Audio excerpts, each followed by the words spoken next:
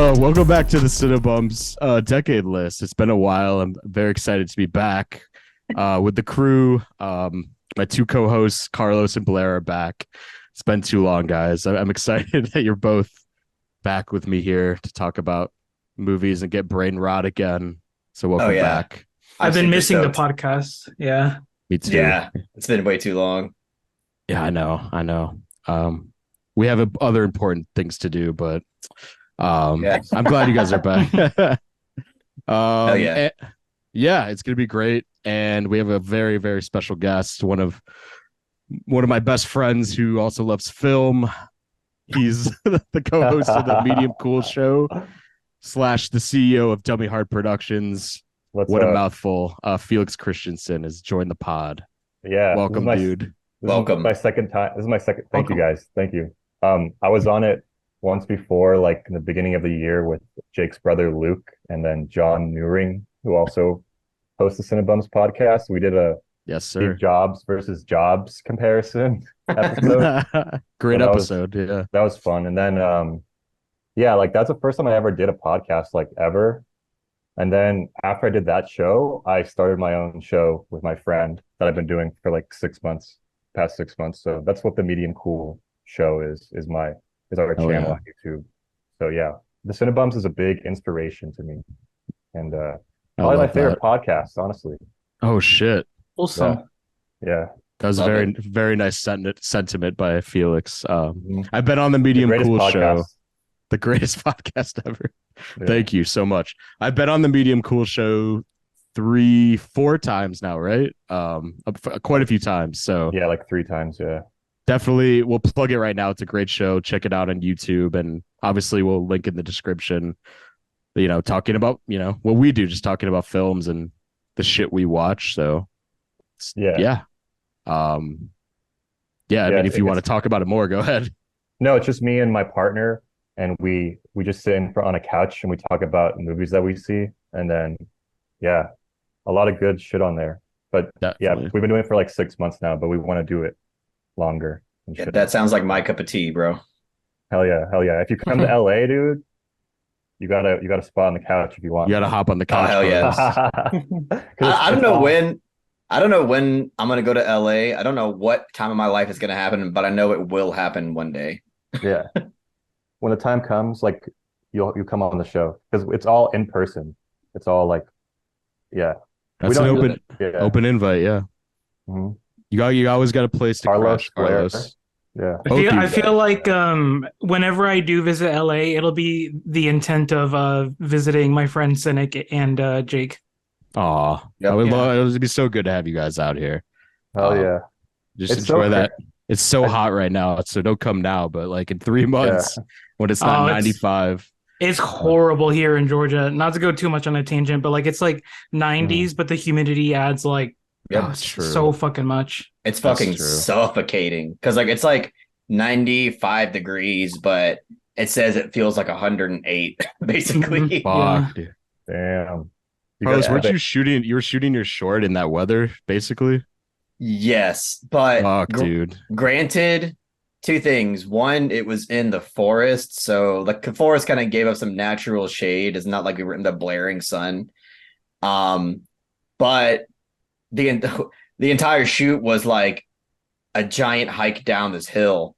So like the entire film, like a lot of people, including myself, would have to go like up and down this fucking hill. And it was just like super exhausting to do that. Luckily, I didn't have to do it that many times, but I felt really bad for the fucking PAs that, had to go up and down getting like equipment and stuff. But either way, we were a little bit in the shade, so that was good. And also like as far as how hot the days have been in general, it wasn't, gratefully, it wasn't that hot. Like it was hot, but it wasn't as hot as it has been in the past like few weeks. Like the past week here has been insane. Fuck. So we kind of got a little lucky there. Yeah, it's so hot here though in LA. Like it's rough. Fucking, the heat is crazy. But Georgia. Georgia might be. It's probably on par with us in terms of just. It's just a different kind of heat. But both are horrible. We don't really have humidity because it never rains here. So that's one plus, I guess. So it's like it's usually just desert heat, where it's like 105, just sun just destroying your body. So it's a different type of thing, but yeah, weather, right? Um, so so how's the weather? top 10 weather catastrophes of the 2010s. Oh, that list would go hard. I'm down. Blair and I always secretly want to do like a geography, like top 10 list instead of movies. Yeah, I really do. One day we'll have to do that. But I gotta visit Seattle first. yeah, exactly. I gotta go more places in life first. But Me Yeah. too. I know how long this is gonna be, so I just want to get right into it. We always go so fucking long, but I love it. I love going long, but we should just jump into the top 10 or our each individual top fives of the 2010s. To be clear, that is 2010 through 2019. We're not going to be talking about any 2020 films. Maybe fuck that, yeah, bad movies anyway, no. Yeah, but yeah, all of them have sucked since Parasite came out, but maybe a bonus app. We'll never, we'll see, but for now, just the 2010s decade. But like just a little table setting, I guess, for that decade. Like, I think Felix, you and I have talked about like this was the time where I, was watching the most movies. So I think this was the hardest list to make because I think I've seen the most movies from this decade by far. Like, I don't know, Carlos and Blair, if that's true for you guys. Like, was this just like an embarrassment of like riches basically when you're making the top five? For sure. I've hands down seen the most from this decade. I'm not as cultured as I don't know. I come to mind like Perry or Bill who've seen a fuck ton of movies from like each decade. True. Same. I mean, it wasn't even a contest. I've by far seen more films in the 2010s than any other decade. Yeah. Well, this is such a like developmental period for us, I think. Yep. Like definitely like 20, that's like our adolescence. And it's just like a totally like a, formative years, and just finally like discovering films and really trying to study them was like literally like 2011, 2012. Like that's like when I was really kind of getting into like films and seeing a lot of movies. And then I went to film school in the fucking 2010s, like right through like in the middle of it, Me too. And so me too. Yeah, I think it definitely informed my perception on films and shit. Yeah. So I've seen seen a fuck ton. This is a hard list, bro. Like, very hard, yeah. I'm really glad you brought that up because I was thinking about that earlier.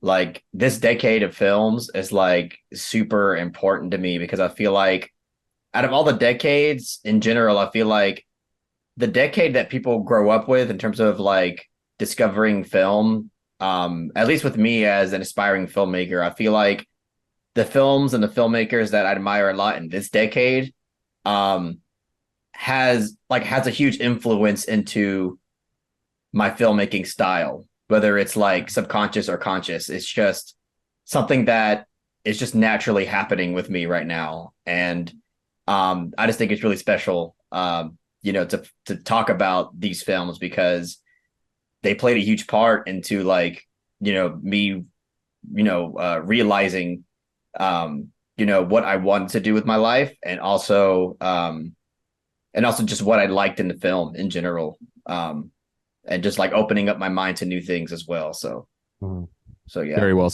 Yeah, I totally agree. That's I also went to film school for better or worse, spent a lot of money to go watch films and learn about film. And like, I agree. Cause it was like, I feel like it's special to have movies coming out when you're really developing your personal voice as a filmmaker or film lover, whatever. Because going back and watching old movies is definitely important. Like, we love the 70s, we love classic film in the 50s, but there's something about new movies and this new sense of like styles and voices in film that you discover, especially in the 2010s when we're all, 18, 19 years old.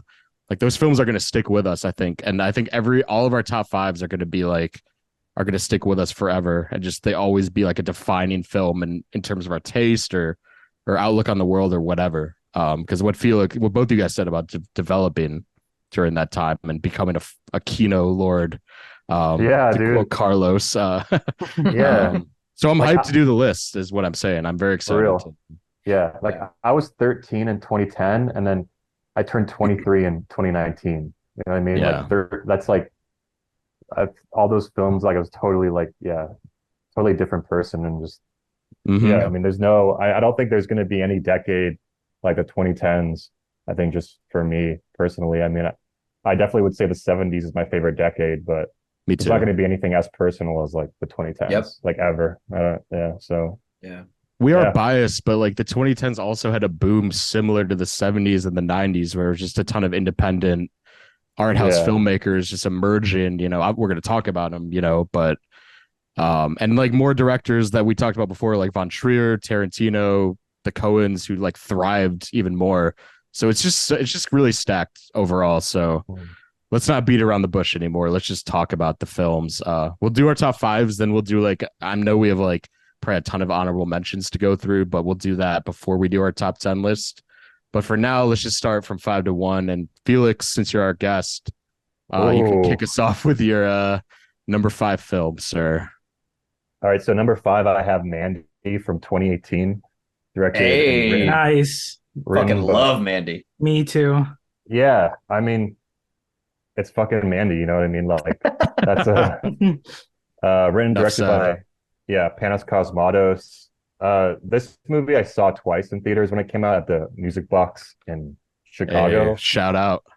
and I don't know. I like felt like I'd never seen anything like this before. I didn't see like it's just this crazy mood, atmosphere, aesthetic that just I'd never like just and it was just so well done and like everything is just so fucking dope in this world.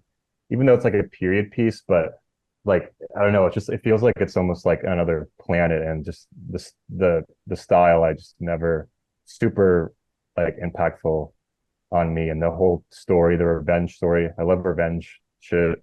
And yeah, just like the I love the parts where like the face is like melting and shit and the whole like acid storyline and Nicolas Cage. I mean, this is kind of like the beginning of the Nicolas Cage sort of like renaissance as well.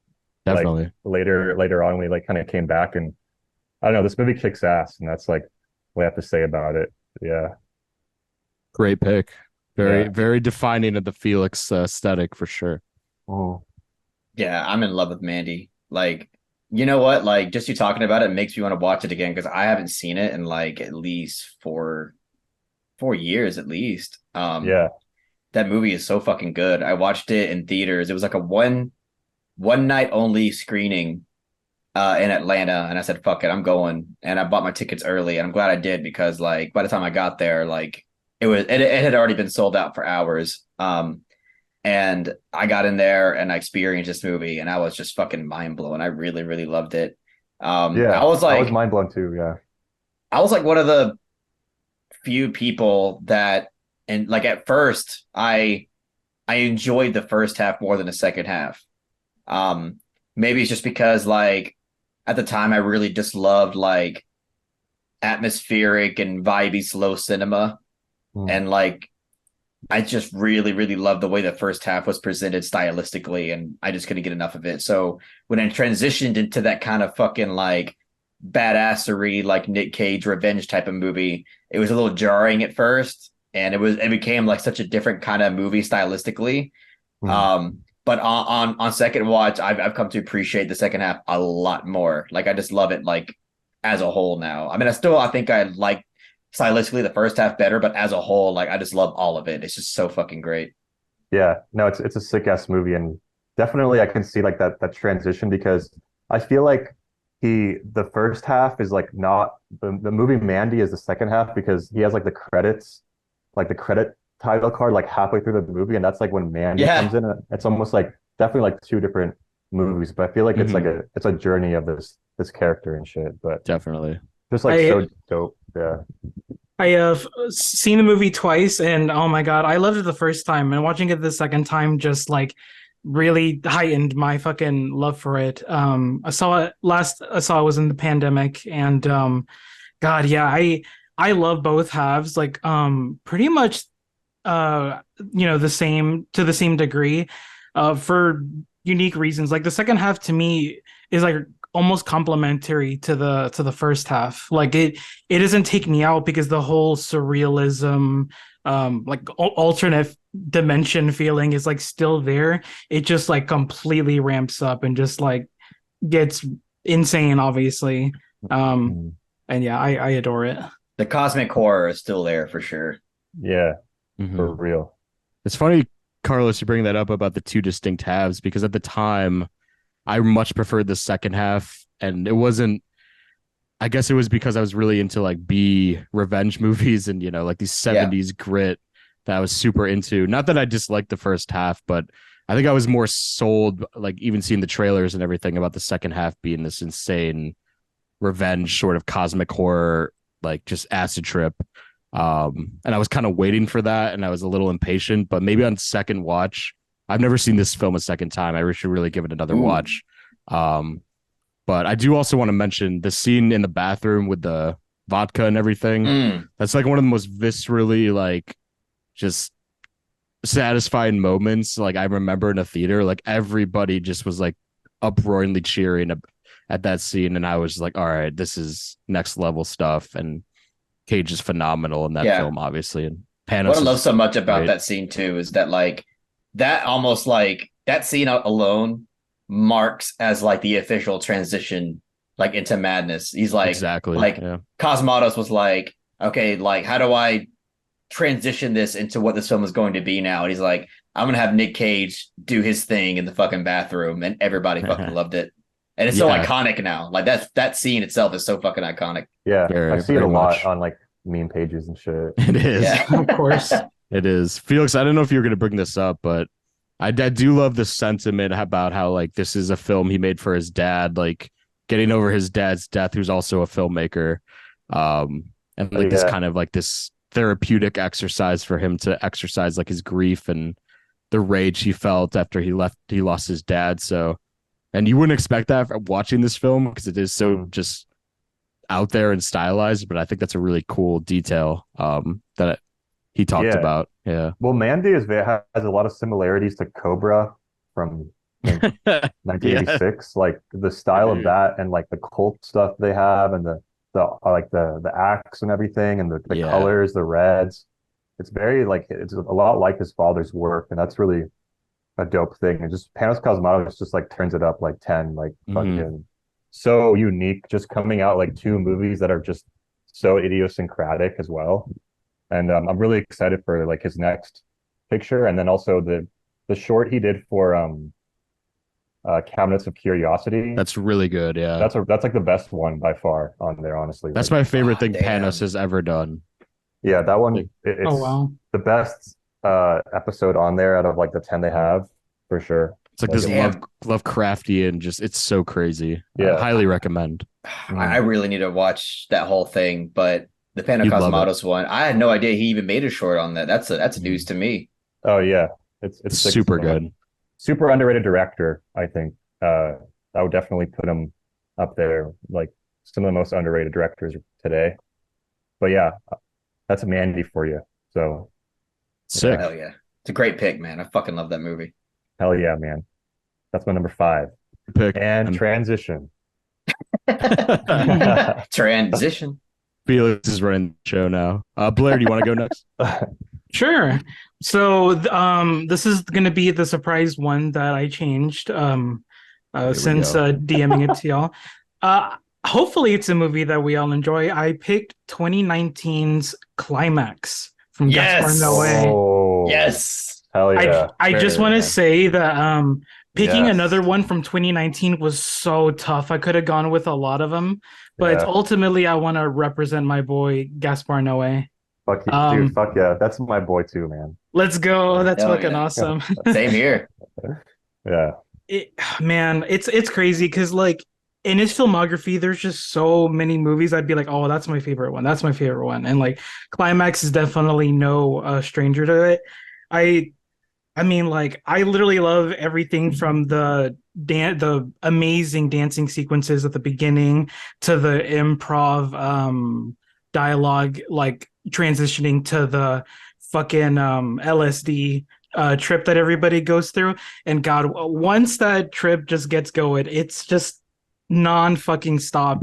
There's so many like amazing one-shot takes that just makes you completely feel on edge. And not to mention like the whole cast of characters are pretty much all of them are extremely memorable. And there's so many of them. Like it made me really appreciate like Sophia Boutella as an actress. I've never seen her in anything, but she's like amazing in that movie. And yeah, I mean, it's in terms of like a cinematography standpoint, it's like god tier, literally. Yeah, how do you guys feel about Climax? Love it. Did you guys see it in the theaters? I Yes. I did. did. Must see Okay. masterpiece. I had a Did you guys have major walk? panic attack Did you guys in the have best way. walkouts? Was there Yeah, people? Yeah. we definitely Nah, did. There was I a didn't lot have of any walkouts. there's a lot of older No, folks in my walkouts. screening. No, there was Um, some walkouts and I saw some walkouts when the acid, when the stuff gets really dark and the acid really starts hitting. People were upset. I could tell, and they walked out. But Mhm. What did they even expect to watch? Did they even just walk into a random movie? Like, I have no idea. Imagine, sorry. I was gonna say Vortex had a similar thing. As Yeah. people walking out. Yeah. Like, imagine I- walking into a Gaspar Noé with no expectations. No, that's my cousin. I took my cousin to go see. He didn't want to know anything about it at all. Like, didn't want to know anything. And I remember in the beginning, like people were cheering, and he's like, "What did you like bring me to? Is this like a porno?" And I'm like, "I don't know what to tell you, dude. Like, I don't know." But definitely, like that intro in the snow with the fucking like the overview of her walking in the blood yes. and the music and the titles. Like, I was when I so saw that, intriguing. Mm. Yeah, Yeah, when one I of the saw best, that, yeah. one of his best shots ever, in my opinion. That I knew it opening. was going to be a fucking banger when that happened in the Dude, intro. fucking gas. I think So- one of the many reasons why I love Gaspar Noé so much, and this is probably honestly the main reason, is I just love his like cinematic presentation. Like I love what he does with the camera. Yeah. Like he's just such a fucking like visual filmmaker, but in a way that's not like, I mean, yeah, he does tell a story visually, but he's not a filmmaker that, you know, doesn't have dialogue. You know what I mean? Like he's not like Refn to where like, you know, the visuals are the storytelling like almost all the time. With Gaspar Noé, like, yeah, the visuals are the storytelling, and he's just fucking has this amazing, like, you know, flashy style to him that I just can't get enough of. But like all the films that I've seen from him, like it's very character driven, it's very dialogue filled, and Climax is a perfect example of that. I just love that film so fucking much. And yeah, the opening scene in the snow, and then that fucking incredible choreographed dance sequence that we get is so fucking great. Like again, just like what Noah does with the camera, how he moves throughout that entire scene, how he focuses on certain characters with different angles. It's just goddamn. Like I just do immediately like sitting down, I was like, this is, I have a feeling like this is gonna be one of my favorite movies of all time. You know, Even the title sequence is like fucking fantastic and makes me love it more. it is. It's so sick.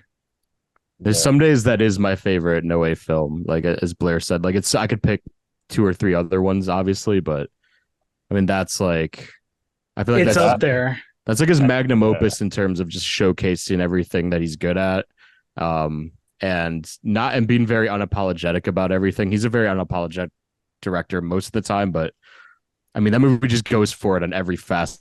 You know, in the sound design, the soundtrack, and everything. It's all just such a just mind-numbing experience. And yeah, God, 2019 also was just such a crazy year. I mean, we might talk about it later, but just so many good movies that year.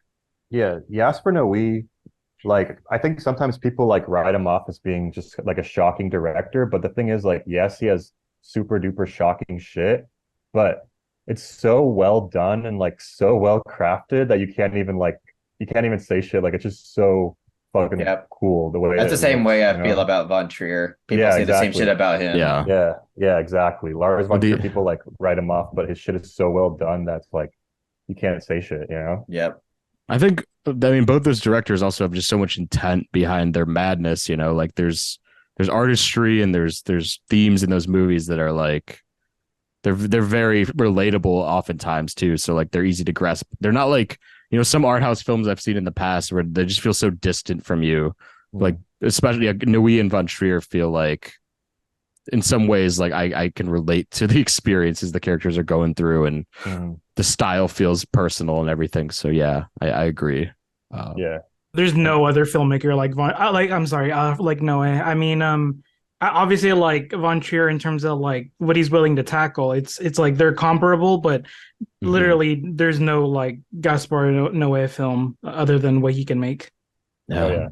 So distinct.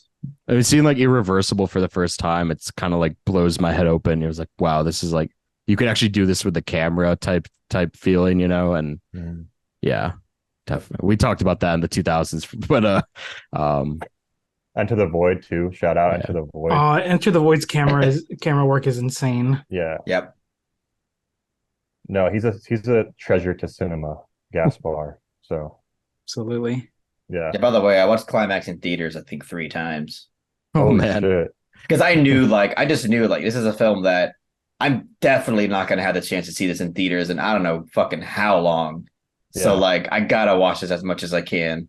It's one of his more rewatchable films anyway, because it's like 90 minutes. It's very like it just flies by, and it's like there's so much worth revisiting too in that film. So speaking of which, the fucking mid credit sequence is so great. I love it so much. Yeah. Genius. Yeah. Good pick. Great pick, Blair. So yeah. Climax. Carlos, do you want to go next or me? Who should? Carlos. It's down to 2. Carlos can go. All right. Wait, you do the show. Yeah, I love that Felix is running the show right now. No, because I want to. Yeah, anyway, yeah. I'm all here for that kidding. shit. Oh, come on, man. Especially for the fact that he said me next. I love that shit. All right. Speaking of Nicholas winning Refn, which I brought up earlier, I'm gonna go with a film that is not exactly what you think. You're probably thinking Drive, but it's the Neon Demon. Oh, amazing! Hell yeah!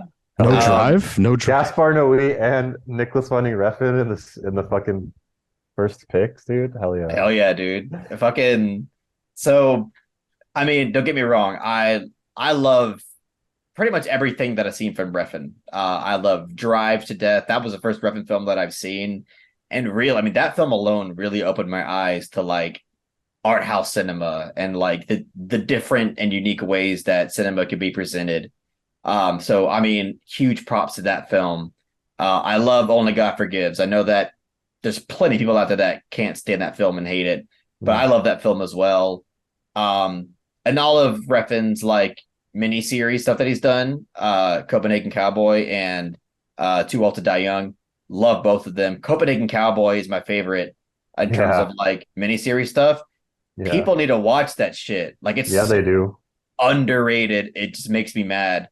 But yeah, The Neon Demon is a film that I watched in theaters. I think I watched it before already. And then I invited Blair to come watch it with me. A second time.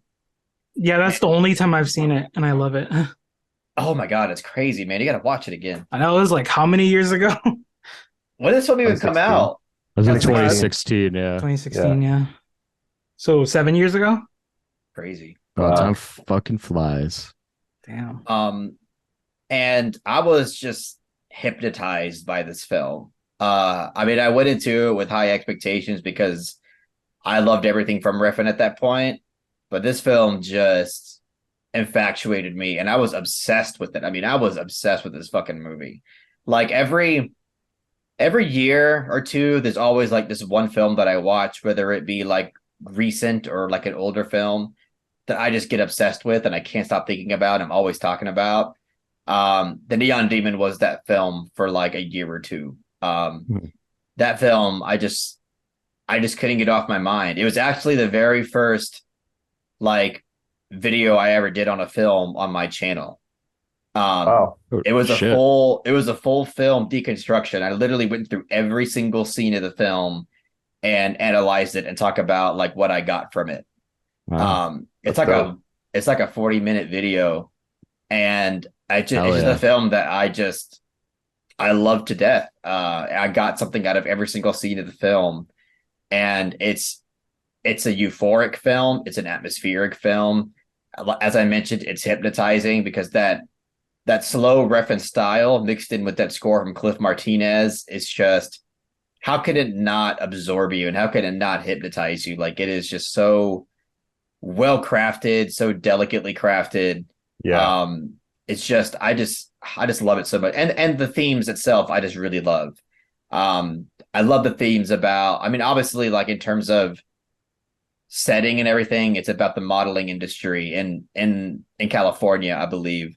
And it is just like the way that it kind of tackles the ruthlessness of the modeling industry, and how in a way it kind of represents the ruthlessness of capitalism and competition in a way that almost like demoralizes the human spirit and will break you down. Like, you could be the most innocent person going into this career, but by the end of it, like, it's going to turn you into somebody that you were before, because that's what it demands out of you.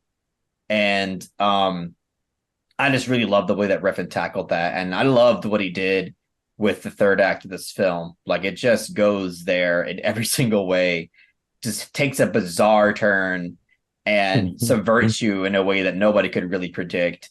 And I just love that daring, ambitious, and bold element of Refn as a filmmaker, and that's definitely represented in this film, especially the third act.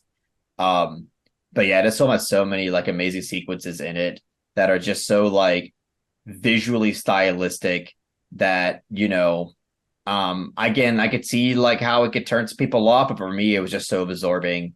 Like that runway sequence we get, where it's just like this visually presented sequence, and it's so unique. Like, people go like, oh, it's pretentious, it's art housey, but it's like, dude, it's so well crafted, and it's so atmospheric, and it's so like thematic. Like, how can you not like watch this and just at the very least have an appreciation for what you're watching? It's just, I don't know. I love this film to death. Again, the vibe, the atmosphere, the score, the look, the presentation, and the style, the themes, it all just clicked. And again, I was obsessed with it for a long time, and I still like really, really, really love this film. And I think as a whole, it's had a huge, like, it's inspired me in certain ways. So yeah, that's all I'll say. But yeah, that's the Neon Demon. That's my number 5. Nice. Good detail about Neon Demon. I personally think that, sorry to all the Drive lovers out there, but I think that's his masterpiece personally. I Do you agree too? Yep. Okay. What, the Neon Demon?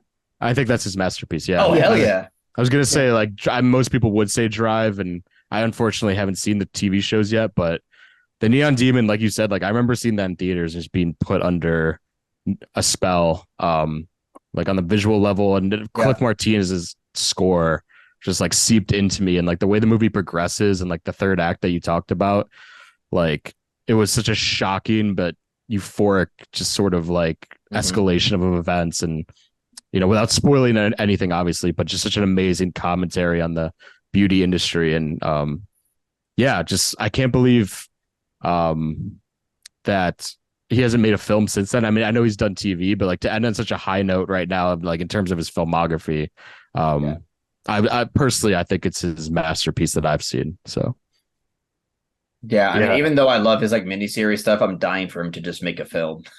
Yeah, me too. Go ahead, Felix. Bro, yeah, no, I fucking love Refn. He's definitely like another treasure to cinema. Too Old to Die Young. I fucking love Too Old to Die Young. Yeah. That is like, it's so fucking dope. If you haven't seen it, I recommend it. Fear X.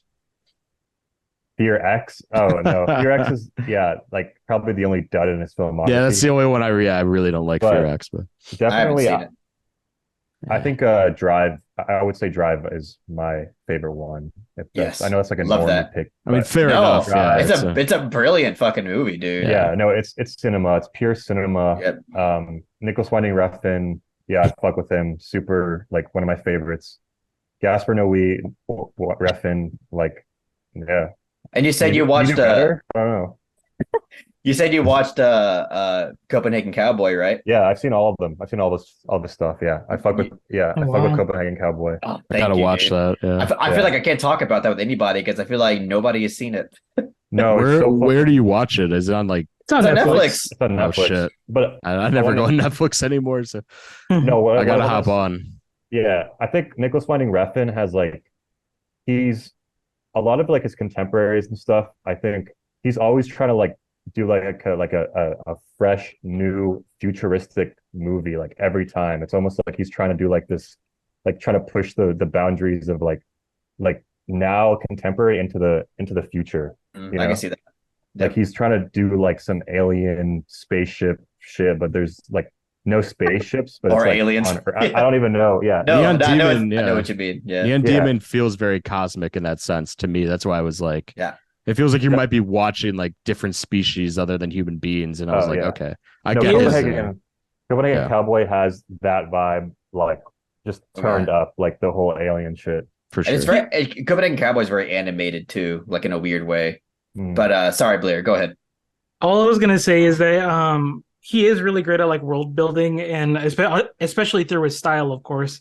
I haven't seen Copenhagen Cowboy, but I can speak for Neon Demon and Too Old to Die Young that his style is like amazingly utilized in those two projects. Definitely. Mm. Also, I wanted to say Yeah. shout out to Carlos for outdoing Chris Stuckman in his analyze video. 40 minutes. Fucking make Chris Stuckman look Yeah, like a man. noob, dude. Yeah, dude. Every frame, every scene. Every That's single awesome. scene, dude. Literally every That's single awesome. scene. To go I watch mean, that. the fucking audio quality is like dog shit, but it was my first video. Like, and for my first video, it got like, I think at this point it has like 30,000 views, so it's kind of crazy. Oh shit. Didn't you re-upload it though with better I audio? did, yeah. I Yeah. basically just like upped the volume of the audio and then like re-uploaded it, so you can go watch that version if the audio is too shitty in the original.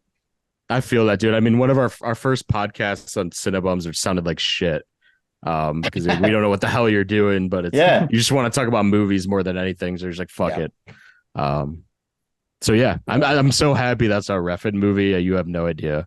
I was Yeah. hoping for it. So I'm happy I put it on there. Me too. totally. Fuck yeah. Yeah. Remember Felix? Like a month ago, we watched Drive and Only God Forgives in one night. That was a Yeah. good night. And we watched Only God Forgives first. Yeah, And we so watched weird. Drive afterwards, like at midnight or Yeah. something. Yeah, yeah. Yeah, That yeah. was a great double feature. Good double feature. Yeah. For sure.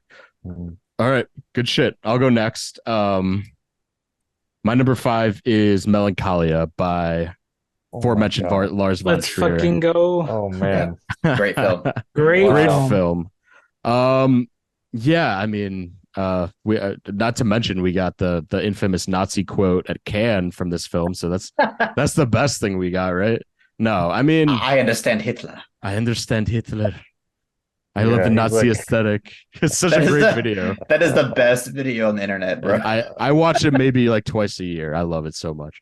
But aside, controversy aside, I know that's an easy wormhole to go down, but I think like in terms of Von Trier, like this is like structurally his most interesting work. Just because like the whole wedding sequence in the beginning and like it's so disorienting and confusing and just the way he sets up her depression in that sequence. And then the second half being sort of her and Charlotte's Gainsbourg just sort of dealing with the depression, but also that the fact that two planets are about to collide in very, Lars von Trier sort of nihilistic fashion. The world, if I feel if I feel so shitty, the world should feel as shitty as I do is kind of the mantra I get when I watch this movie. But just the take on depression, I think is so interesting, and his use of like imagery mirroring Ophelia, like the image of her in the water is like such a iconic masterpiece image, that harks back to like classic paintings and stuff. So on a technical level, I think it's like my favorite thing he's ever done next to Antichrist. Just visually so sumptuous and just striking on every level.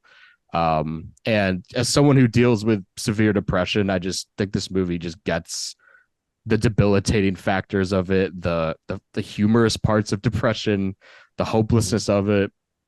And Von Trier has always been a director who just wants you to feel as shitty as he does.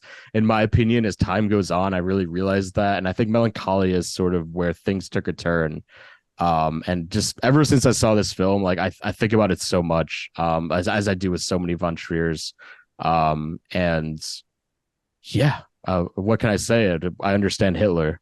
I love this fucking movie. Somebody upload that as a YouTube short for cinebums. Yeah, dude, Please. that'll go viral. Clip me. Yeah. What do you guys think of Melancholia though? Brilliant. Yeah, It's fucking sick. it literally, I agree with you, Jake. Like, this movie tackles mental illness, specifically depression, in such a brutal fucking way.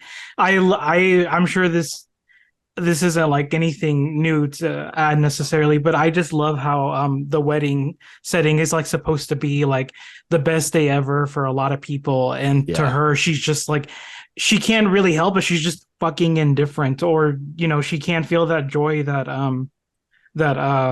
she wants to feel. And just as the movie progresses and like the worlds colliding thing, like it's just like despair so brilliantly done on screen. Like, and oh my god, like what sticks out to in my mind is like the scenes of like Charlotte Gainsbourg like being in such a state of anxiety and, like I said, despair, like coming to grips with her world is about to collapse. Like, she sells it so fucking well, it's really disturbing. Amazing. Yeah. She sort of becomes like the sub protagonist in the second half, because she's like it becomes like it's about how other people have to deal with someone else's crippling depression, and literally like worlds colliding, and she like finally understands why it's so like debilitating and like life altering, obviously in a very hyperbolic fashion as Von Trier does. But I agree. And Charlotte Gainsbourg, like one of her best, I haven't seen Nymphomaniac, but like one of her greatest acting performances of this in Antichrist. She's fantastic. She is fantastic. I love the ending too. Yes. I mean, I'm not going to spoil it or anything, but like I just love but it also like dives into like the like in terms of dealing with the end of the world through a children's lens and a children's perspective. I love the way they kind of go about that as well. It's just like it's a great like conglomerate of like all the themes coming together there at the end, and I just love it. Totally. It's one of my all-time favorite endings.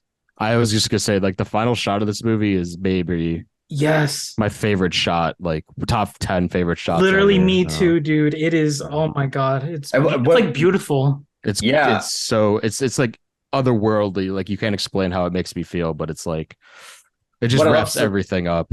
What I love so much about the shot in general, like the very last shot of the film, is that I just feel like you don't get scenes like that, like in film.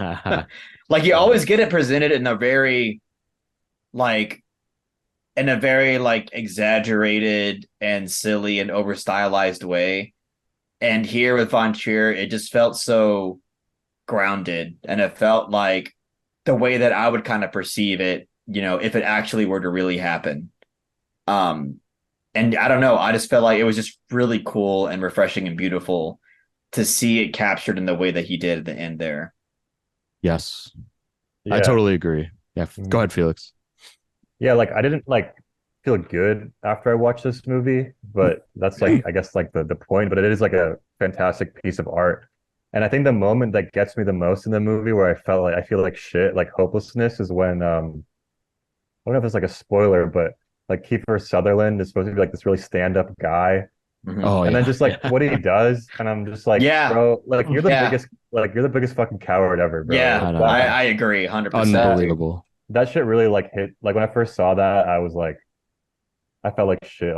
I immediately thought like what a fucking coward. Those first words came into my mind. I'm like, wow. He's a piece of shit in that movie. Like, he's a big piece of shit. Spewing he's spewing facts about astronomy as she's dealing with like the worst shit ever. It's like, fuck off, dude. Yeah. No, so that part really like stuck with me in my mind when she like takes the hay off and I was just like, I can't believe he did that shit. Like, Unbelievable. yeah. I need to watch that movie again. I only saw it once, like 5 years ago, but Same here. I remember like a lot about it. It's hard to rewatch, but yeah, I was gonna say like I've seen it twice, and certain scenes and like just the way the movie unfolds is like just burned into my brain. Yeah, I think it's a must see masterpiece. Let's go. I respect Let's that. go. Yeah. Von Trier, Refn, and Noe. Oh my Well, God. Yeah, and we're getting the big ones out of the way. Panos too. Don't Yeah, forget Panos Panos, Cosmato. your guy. Yeah, Uh, no, that definitely.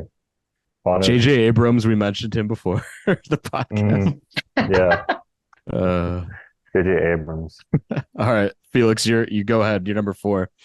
Oh yeah, okay. So my number 4 comes from another person, another director I think is very underrated.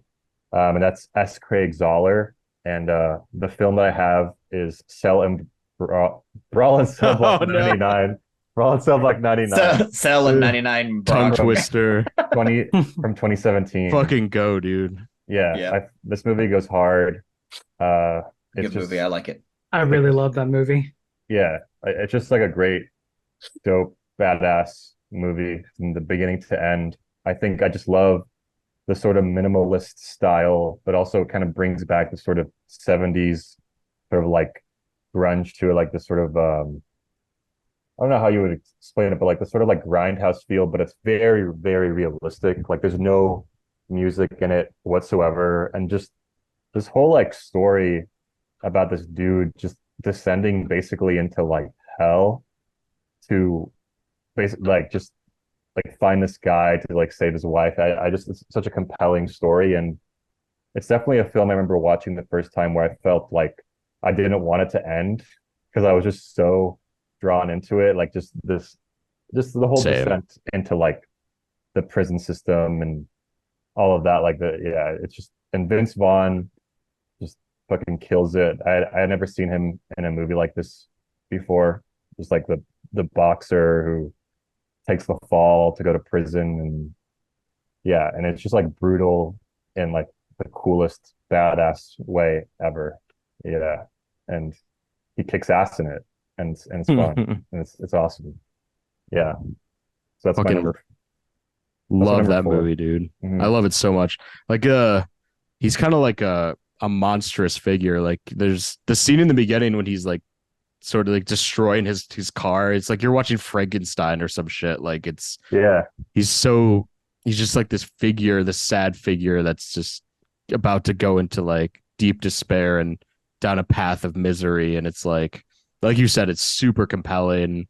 The wide shots in this movie, I think, is a great stylistic choice. They're like, because you feel like this sort of, I don't know, it's like this off-putting aesthetic that this movie has. And I agree, as Craig Zoller is so underrated. I don't know if you guys have seen like Bone Tomahawk and Dragged Across Concrete are great like throwback B movies, sort of. I guess you'd call them. But I've Brawl seen and Cell Black 99 is great. Yeah. I've seen all of his films, and I really do agree. I really enjoy all of his movies.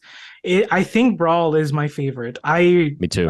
Coming in second place would be Dragged Across Concrete, but no, Yeah. Brawl is just such a fun fucking like epic feeling thing, like from start to finish.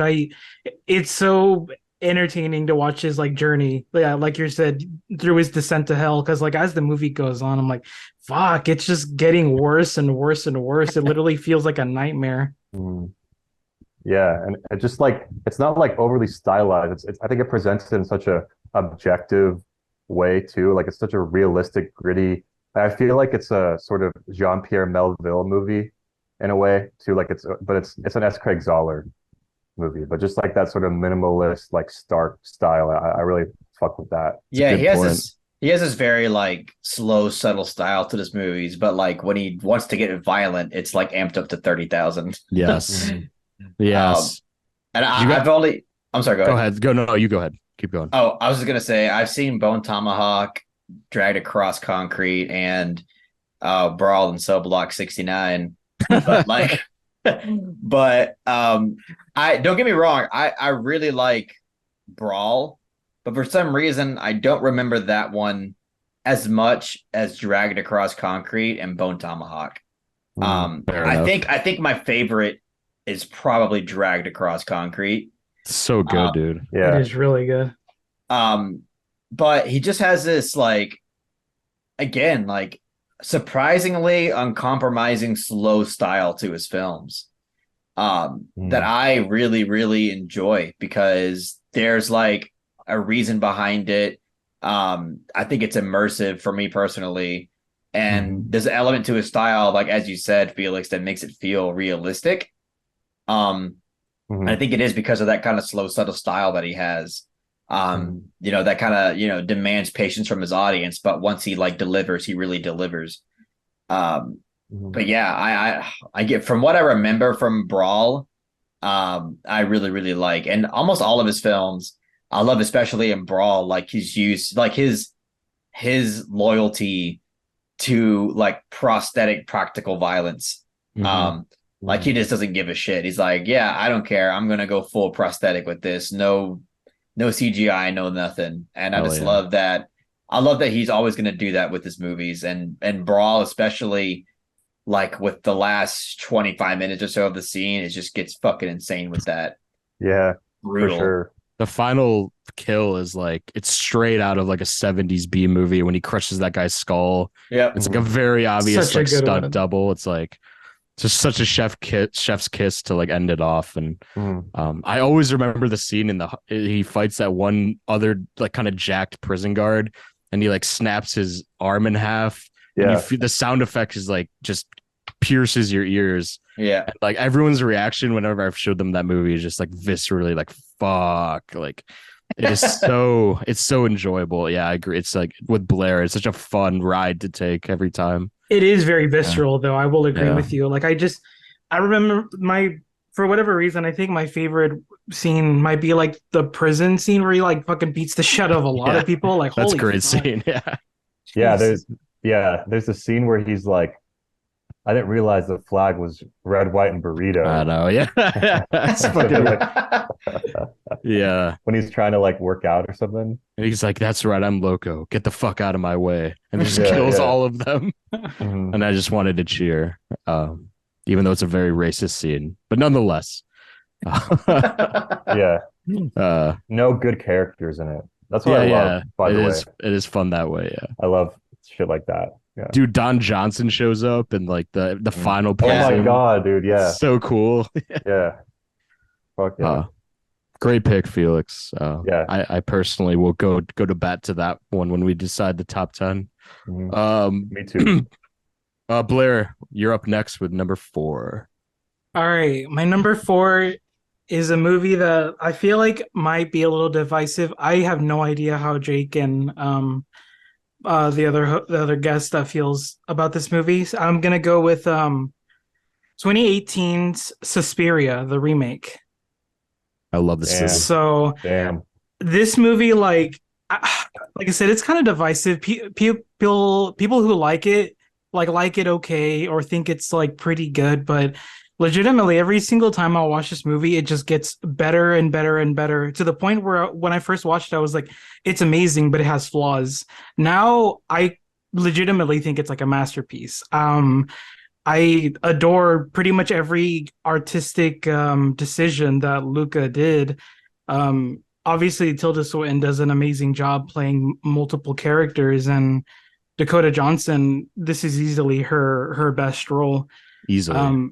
Yeah, and fucking love Mia Goth as well. Like, I love movies that have to do with like witches and stuff like that. So that's already like a Blair core element.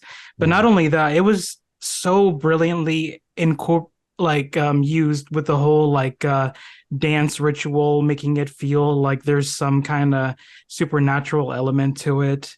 It's a pretty long movie, but to me, like I love the structure of this movie a lot. It flows really well. It is slow, but to me, it just kind of like takes its time with its environment and its characters, and the bursts of like violence are, to use the word again, it's like very visceral and really memorable.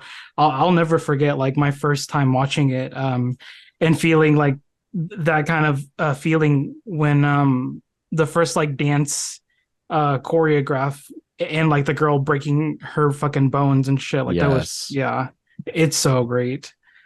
It's also one of the most well shot films of the decade, in my opinion. Like, it's absolutely stunning to look at. I think Luca in general, he really every film of his just looks beautiful, and Suspiria might just be his like most gorgeous looking film. Hmm. So yeah, I think I might agree there. And Luca's one of my favorite modern directors. Just such a distinct voice in cinema these days. And I love Suspiria. I understand why it's so divisive, and being a fan of the original, like deeply, I think that's one of my favorite horror movies. But like his take on it is so interesting, and the way he incorporates like the politics of the war at the time and everything was just so fascinating. I do owe it a rewatch because I haven't seen it since theaters, but oh I damn, do think it's a Same. wonderful Damn. film. Because like you said, it's very long. It's pretty arduous and exhausting from what I remember, but just some of the best moments in cinema of the decade, though. Just with what you said with the bones breaking and the final. I don't want to spoil, but the scene it gets at the crazy in dinner the fucking table. end. Jesus Christ! Just fucking incredible. Tom York's score is really Oh, incredible I too. love Tom York's score. So I totally see why you put it in the top 5. But Carlos has been a little silent. I'm curious what he thinks about it. I don't really have much to say about it, honestly. I remember when I watched it the first time. I watched it on Halloween, I think, actually, with Blair Yeah, in we watched it theaters. together. Sweet. And I thought it was great, honestly, when I first watched it, but I don't remember all that much about it. And I mean, there's certain elements of it that I do remember, like the obvious stuff, but the bones breaking scene and the whole like climax of the film. Um, but overall, I think with time, it's kind of gone down in quality in my head. So I do owe it a rewatch, but it's kind of one of those things you said, Jake. Like it does feel pretty long, and it does feel like a little exhausting to get through. Um, but I don't have much to say on it really. From what I remember, it's a good movie. I haven't seen the original Suspiria either. You're not gonna like it. I'm sorry to Damn. say. If you don't think, Damn. No, there's no fucking way, Carlos. What? Like, dude, that movie is one of the best Dude, shot yeah. movies I've ever No, seen no, in my life. I I'd be really surprised. like the OG Suspiria. It's just like it's. I mean, Carlos, you've seen other Giallo films, right? There's other I know Italian it's not horror, technically yeah. Giallo, Well, but Italian horror, Yeah, yeah. supernatural Italian horror picture. I mean, it's kind of like corny. I mean, it's gorgeous to look at and it's really interesting, but I mean, it's like corny and stuff. Definitely, I've only seen Dario Argento's opera, which I actually really liked. Dude, the Oh. opera kicks ass. Oh, Opera opera's rules. great. You might Yeah. like Suspiria then. Okay. Yeah, I In don't. I my don't mean to opinion, discourage you. but- I'm sorry. I want him to watch it now. I Yeah, me will too. send you my 4K Blu-ray of it. Yeah, I definitely. don't Yeah. think Perry likes it, so that was also a basis. Yeah. Go ahead, Felix. I know you're Mr. Italian horror, so Oh yeah, sorry. Yeah, so going back to Suspiria 2018, what we have to mention in this is that fucking Tilda Swinton fucking kills it in this movie. Oh yeah. she's insanely Mhm. good. She plays the role of like the lead witch of the coven, and she plays the dude in it, the The main man, yeah. man investigator, and just like Yeah. that's like something that really like sticks out to me. I've actually seen this movie 3 times. I saw it once in Chicago at the Music Box, and then I've seen it twice. Same. I've seen it twice in the past like 6 months.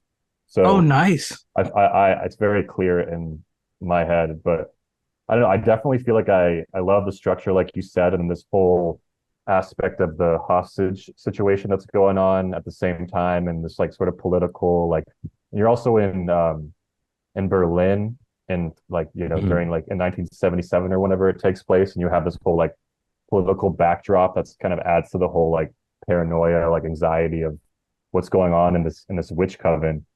And yeah, this movie fucking goes hard as well. I remember when I first saw it, and the climax with all the fucking bloody climax is just insane. I don't know how they did that. All that blood they Amazing. used, and yeah, it goes hard. It goes hard. Goes hard in the paint. And I'm a big Italian horror fan. It's probably like my favorite genre, to be honest. of all time. I think Luca Guadagnino was a great a great pick to direct this because remaking Suspiria is like I was a so fucking upset when they yeah. announced it. Yeah. That's a tall order to do because Suspiria is probably like the most famous Italian horror movie of all time. Uh, but Yeah. and he does a good job. He doesn't just copy. It's more it's a less expressionistic style compared to Italian horror. Like Dario Argento uses like purples and red lights and it's not necessarily supposed to be there, but it's just like there as like a stylistic choice. Whereas Luca Guadagnino's version is a more realistic like sort of Yeah. lighting palette and everything. And It's yeah, the complete opposite of OG Suspiria. It is. exactly. It's like a sophisticated sort of take on the source material, which I think is really cool. Mm. And speaking of Luca, like if we were talking 2020s, I would maybe say Bones and All would be make my list because I think that's like one of my favorite movies of the past few years. I'm just saying I love Luca Guadagnino so much, dude. He's amazing. Bones and All. Carlos Would you just give a nasty look at me? Yeah, he's Bones and All. He's not keen on Bones and All. The movie's fine. Oh, It's good. It's very, very fucked. good. Yeah, It's that movie's fine. fucked. it's one of my favorite movies last year. I but respect people see who it. love it. I do. But it's so Call Me by sad. Your Name is also a masterpiece in my opinion. I just The think movie's it's great. Yeah. Yeah, Call Me by Your Name is amazing too. So Mm. anyhow, I love Suspiria. I think it deserves to be on the repertoire here. But Carlos, All right. go for it, man. All right. So this is a film that really opened my eyes to what it really opened my eyes to the more stylistic capabilities of cinema. It came out during a time where I also discovered Drive and films of that nature that are very like atmospheric and slow and art housey that I just felt really absorbed into. And I'm talking about a little film called Under the Skin. Mm. I'm wearing the shirt as well. Shout out to nice, Jen. nice. Maybe I thought it was Under the Silver Lake. That's another great film. Yeah, but that's a pretty good Fucking movie too. love that movie. Yeah. me too. Shout out Under the Silver Lake. Yes. But yeah, I love this movie. This is a film that I remember I wanted to watch, like ever since. Like I remember I wanted to watch it in theaters, but at the time I couldn't watch it in theaters. I don't know why. Maybe I missed the date, or I didn't realize that I had theaters like in downtown that probably played this film.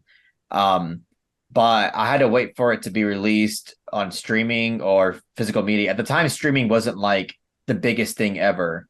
So I had to wait until like it got released on Redbox or at Walmart or some shit like that.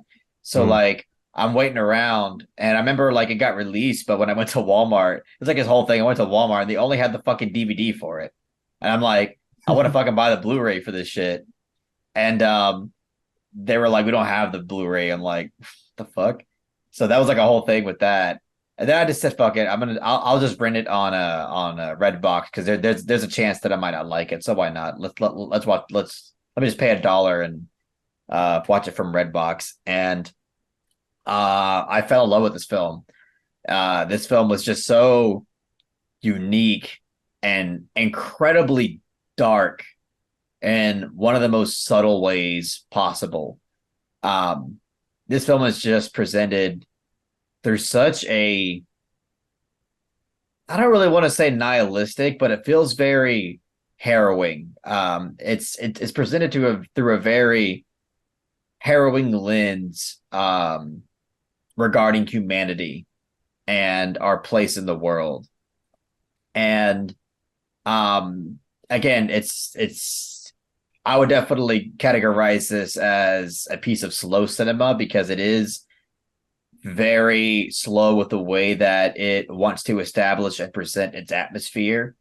And even with its horror and its terror, like a lot of that is presented in a very slow manner that makes it that much more effective and that much more unique and absorbing.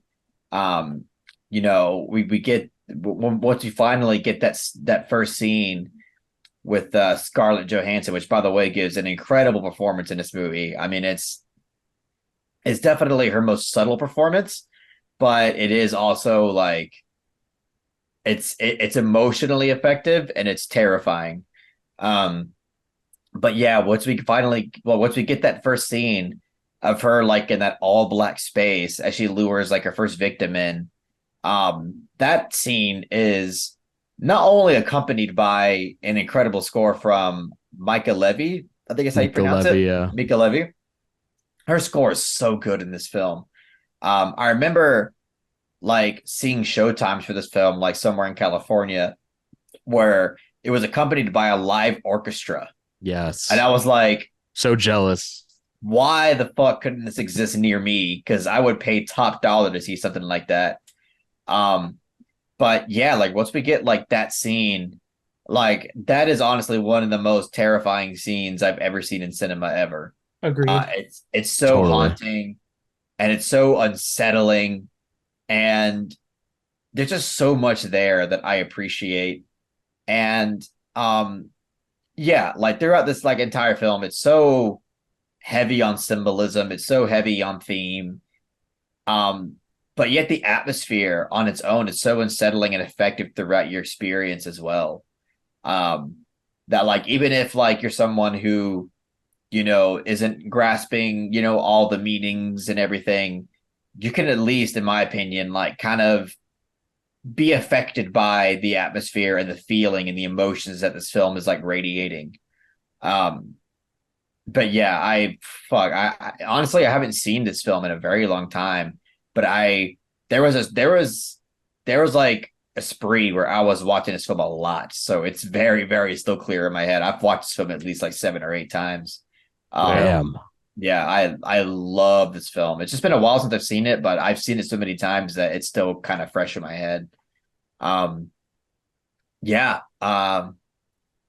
yeah, I guess I'll kind of stop there. I just know that the style of this film and the atmosphere of it and the way that it conveys and expresses like its themes metaphorically is just like I I really really admire this film on a whole other level. I think it's brilliant. Speaking of which, Jonathan Glazer is coming out with a film this year called The Zone of Interest that I Yes. hear is like potentially could be one of the best of this decade. Another Like, masterpiece. Yeah. Incoming, Yeah. yeah. yeah. I So, I I was mean, talking about that with Mike. Shout out to Mike, and we were both like, "That's like my most anticipated movie for the rest of the year. I just cannot wait." yeah, absolutely. So, like, after hearing much more about it, like, I'm so fucking hyped for that film. Yes. Um, so yeah, that's all I'll say. But yeah, this film fucking rocks my socks. I love it so much, and I feel like in a lot of ways, like, again, with all these films, really, they've all almost like subconsciously influenced like the style that I've kind of established so far as like an artist and a filmmaker. So I huge props to films like this that like came on during a time where like I was really discovering the capabilities and the potential that of the more artsier side of filmmaking that I've really come to admire and appreciate. Hell yeah. Under the Skin, I just want to say it would be like my number fucking three of my list because I know I've been gushing for like every single movie this so far we've talked about, but truly like Under the Skin is a absolutely brilliant one of a kind film, and atmosphere movies are movies I adore like the most, and this movie just is completely dripping with atmosphere, and yeah, it's legitimately like terrifying and like existential and thought provoking. The cinematography is fucking brilliant. Yeah, I basically echo everything Carlos says because yeah, Under the Skin is hands down one of my favorite films of the decade. But I wanted to let Carlos take a crack at it rather than me putting out my list. So yeah, Thank you. I Appreciate Yeah. that. appreciate that. yeah. Yeah.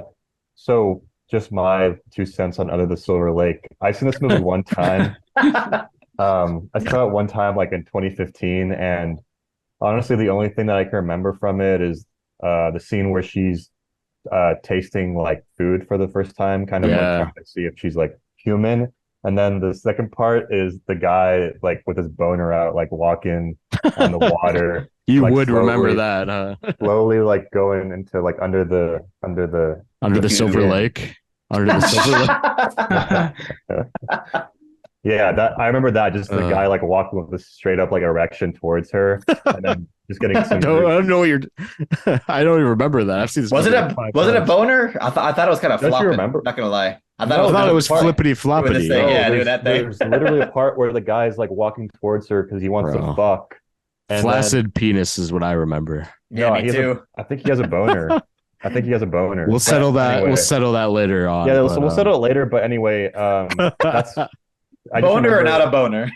Yeah, what people I in the remember is that comments. Bill Griff probably knows. We'll ask him. Oh no, You would know Felix, I that think shit. you're right. I think when he was wearing like his underwear, there was a boner beneath it or something like that.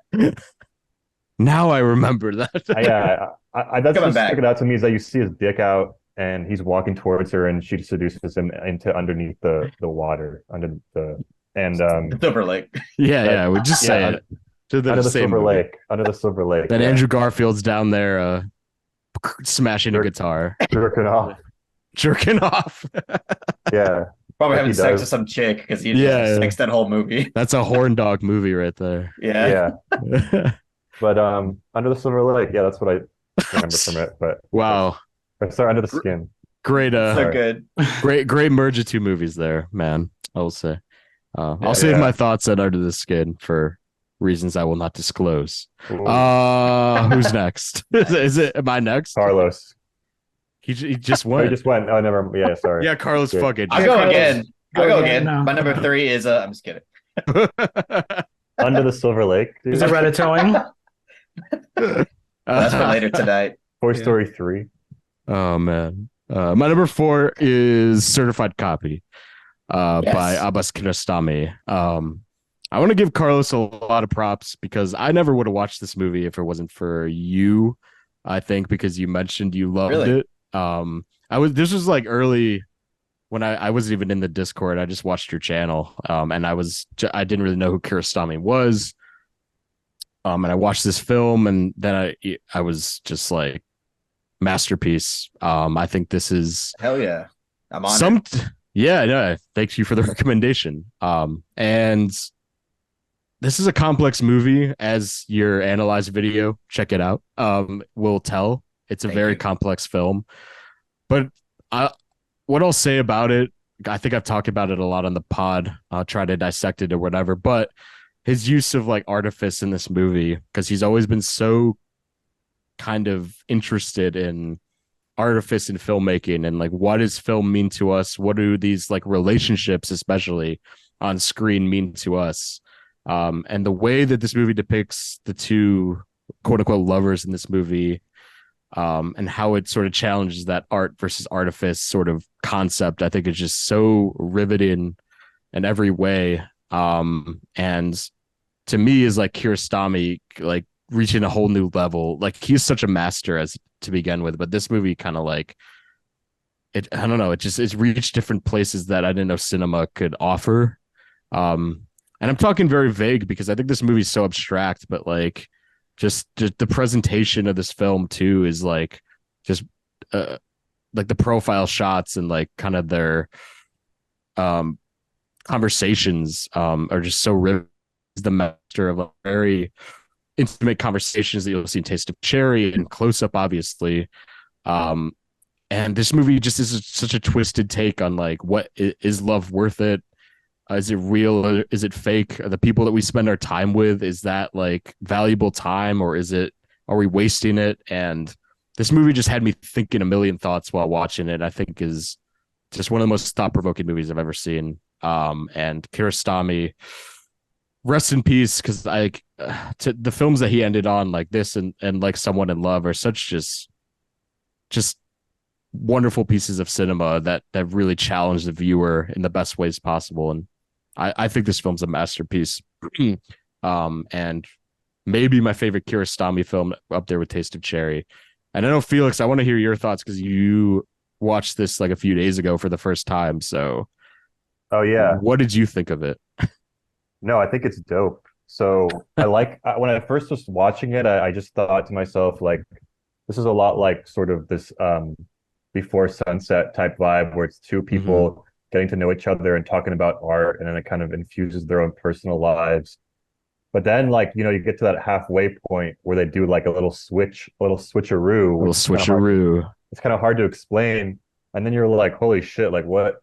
Like, do these Hmm. people actually know each other? Do they not? But at the end of the day, it actually doesn't matter because the whole thing is not real because in itself, it is a piece of art that's made up by someone. So whatever they put in there, it's what's going to be real in the story.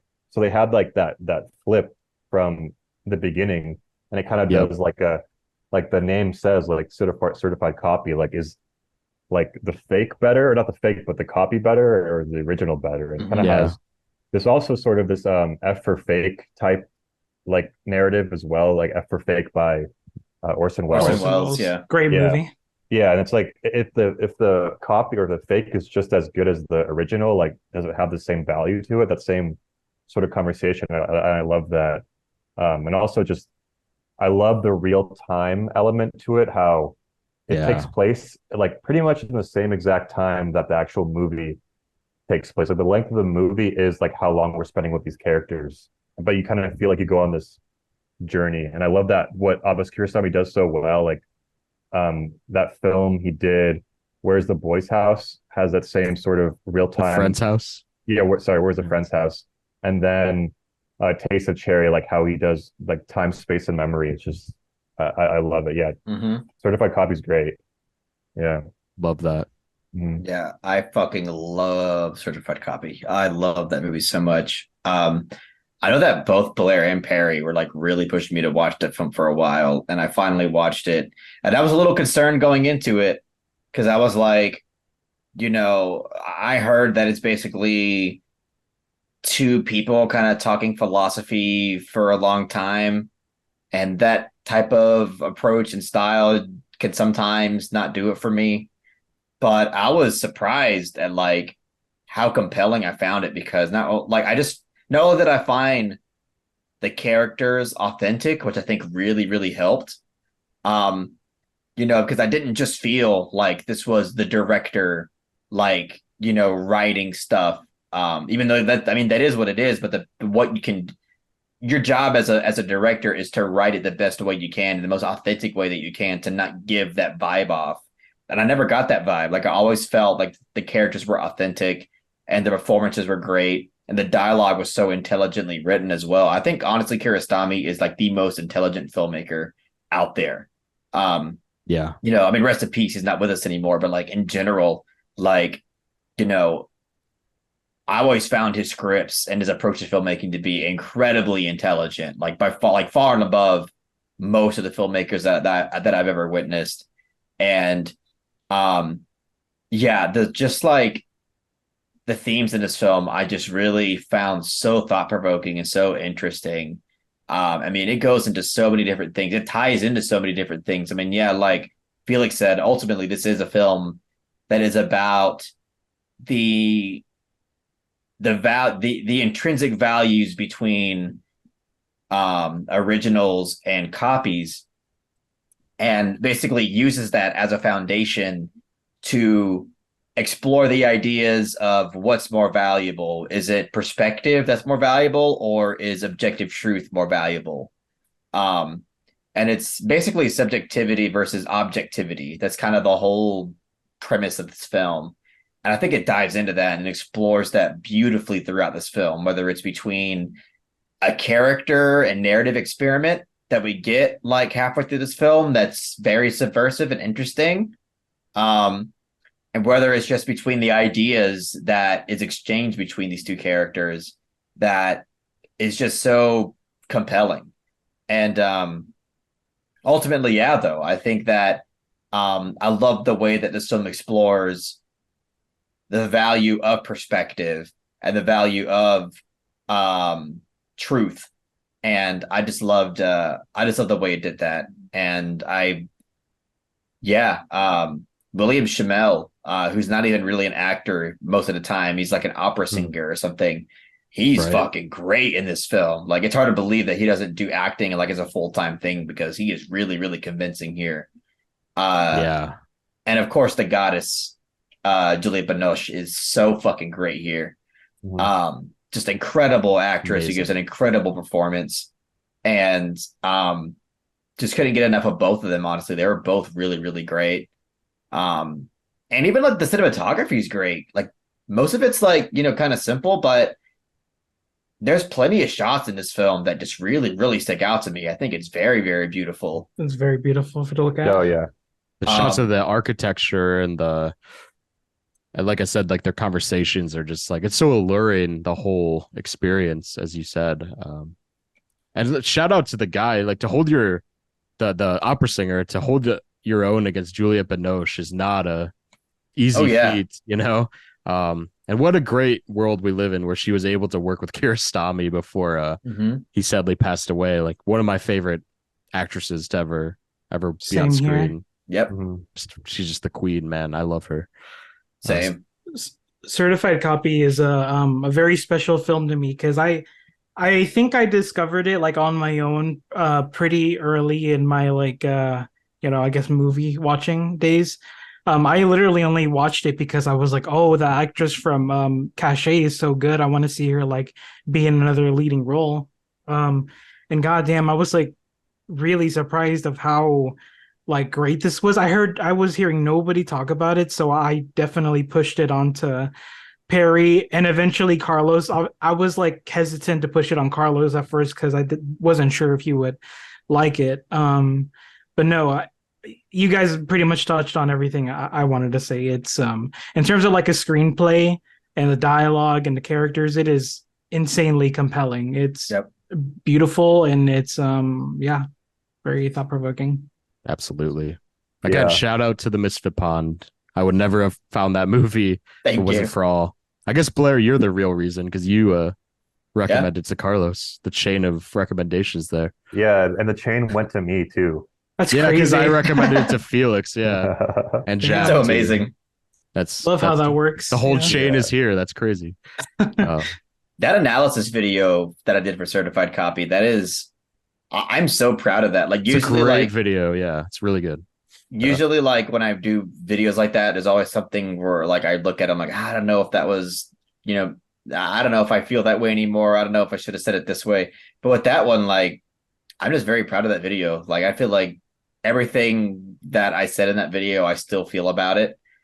And I wish it get more attention, but I just not really. There's something that you can really do about that. Certified Copy is just kind of like a obscure kind of film. So Very Mhm. underseen film. Yeah, except for the Kino Lords, we'll discover it eventually. oh yeah, um, Yeah, hell yeah, Abbas Kiarostami, yeah, treasure to cinema. R.I.P. Great, rip. great director. Like, you know, just like one last thing about it is that I just think it's interesting that this Iranian director has just a different perspective on the world and cinema, like that we would never understand because of his like how he was brought up in this culture. Mhm. So it infiltrates his own cinematic language, which oh is yeah, Totally. for sure. yeah.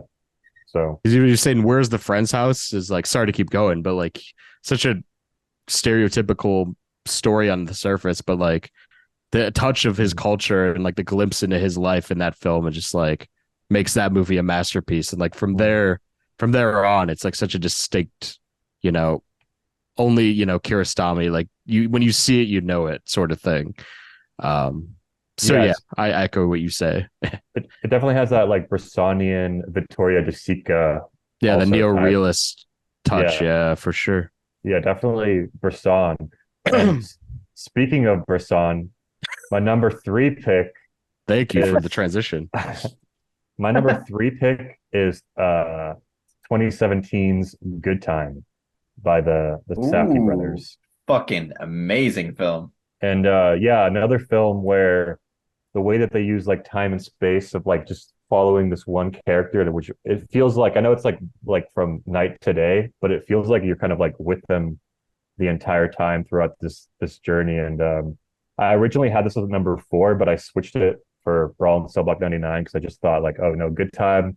I think I like Good Time a little more because this movie is fucking awesome as well.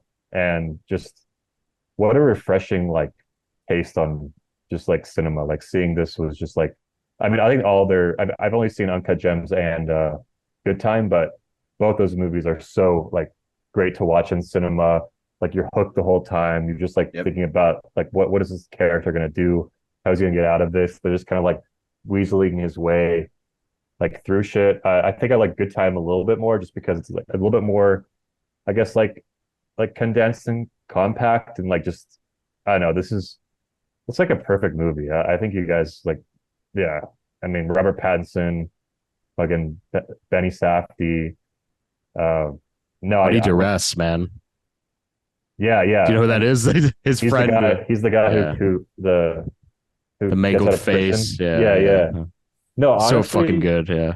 when I saw this movie in theaters for the first time, especially when you get to the scene where it's like the flashback of how that guy got into where he's at Mm. into the hospital, like I was seriously getting like Pulp Fiction vibes from this movie, like seeing it in the cinema for the Oh, you first time. lost me there, Felix. I'm just kidding. Yeah, no, it was no, I love Good Time, and that's like it's my number three pick of the 2010s, and I think Jacob would agree with me as well. And I think I will later on, sir.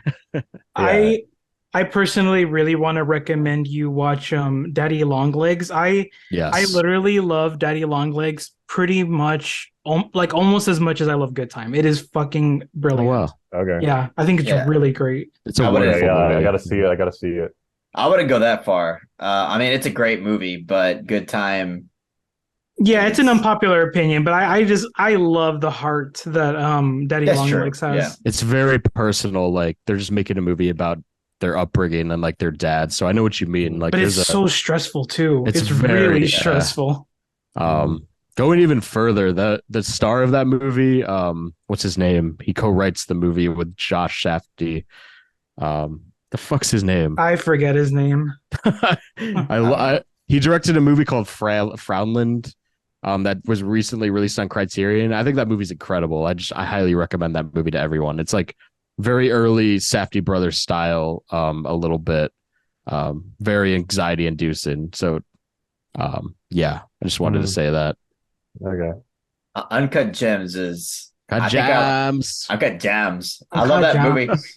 That movie is I love I definitely like that movie a little bit more than Good Time, but it's just for like personal reasons. Mostly just because I fucking love Adam Sandler to death.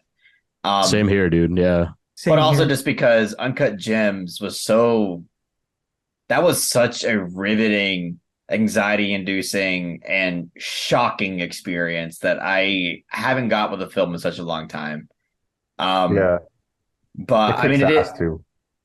oh yeah, Yeah. fucking for sure, dude. Me and Carlos, both of us, we love Uncut Gems to a crazy degree. I almost put it in my list. Me too. Yeah, it was Me so too, close. dude. I was Yeah. very close. Yeah, I was basically choosing between that and Good Time. It was like neck and neck.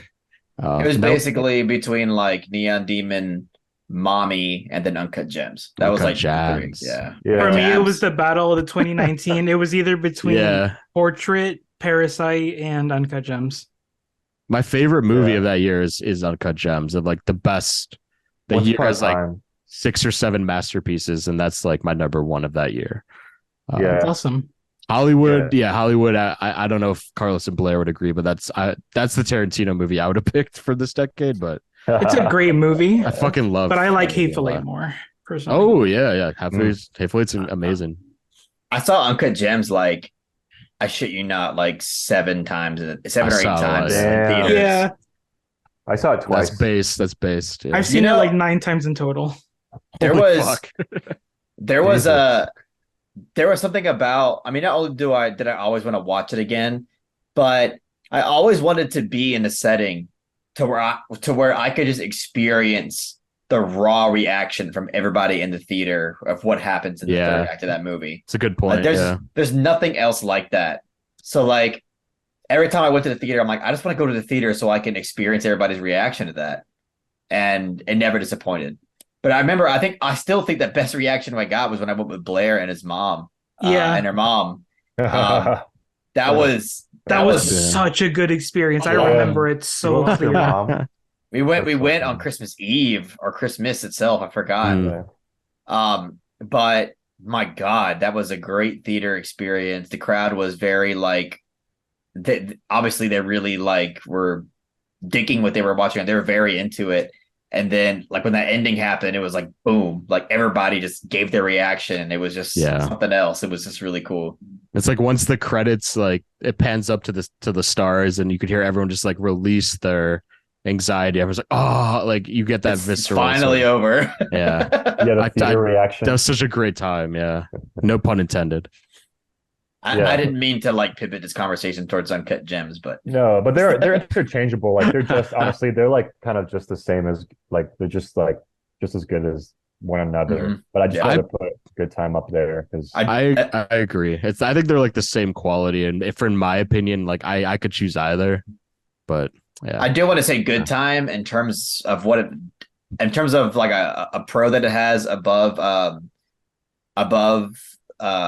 Uncut Gems. Uncut Gems is that a Good Time makes me emotional. The ending of that film, That's the thing. oh my Oh God. yeah, it yeah, breaks That me. the end credits of that film, yeah. like Mhm. Blair just said, Oh breaks me every yeah, fucking time. I'm in tears every single Cross fucking the time. room, yeah, the whole cross the room thing. It's like stop. I remember watching it with my ex. She's like, "Why are you crying so much?" Like she didn't understand why I was so emotional during Oh, credits. Like, oh, That tears movie yeah, running down my face every time, man. breaks you in half. Yeah. yeah. That's really. I saw it on my birthday when it came out in 2017. It came out like on my That's birthday. awesome. Yeah, and I also with my ex-girlfriend as well. So That oh was man, also that was also a movie. I'm gonna talk about it later, but that was a movie I just immediately wanted just to take people to the theater to see it and just have that same visceral experience I had.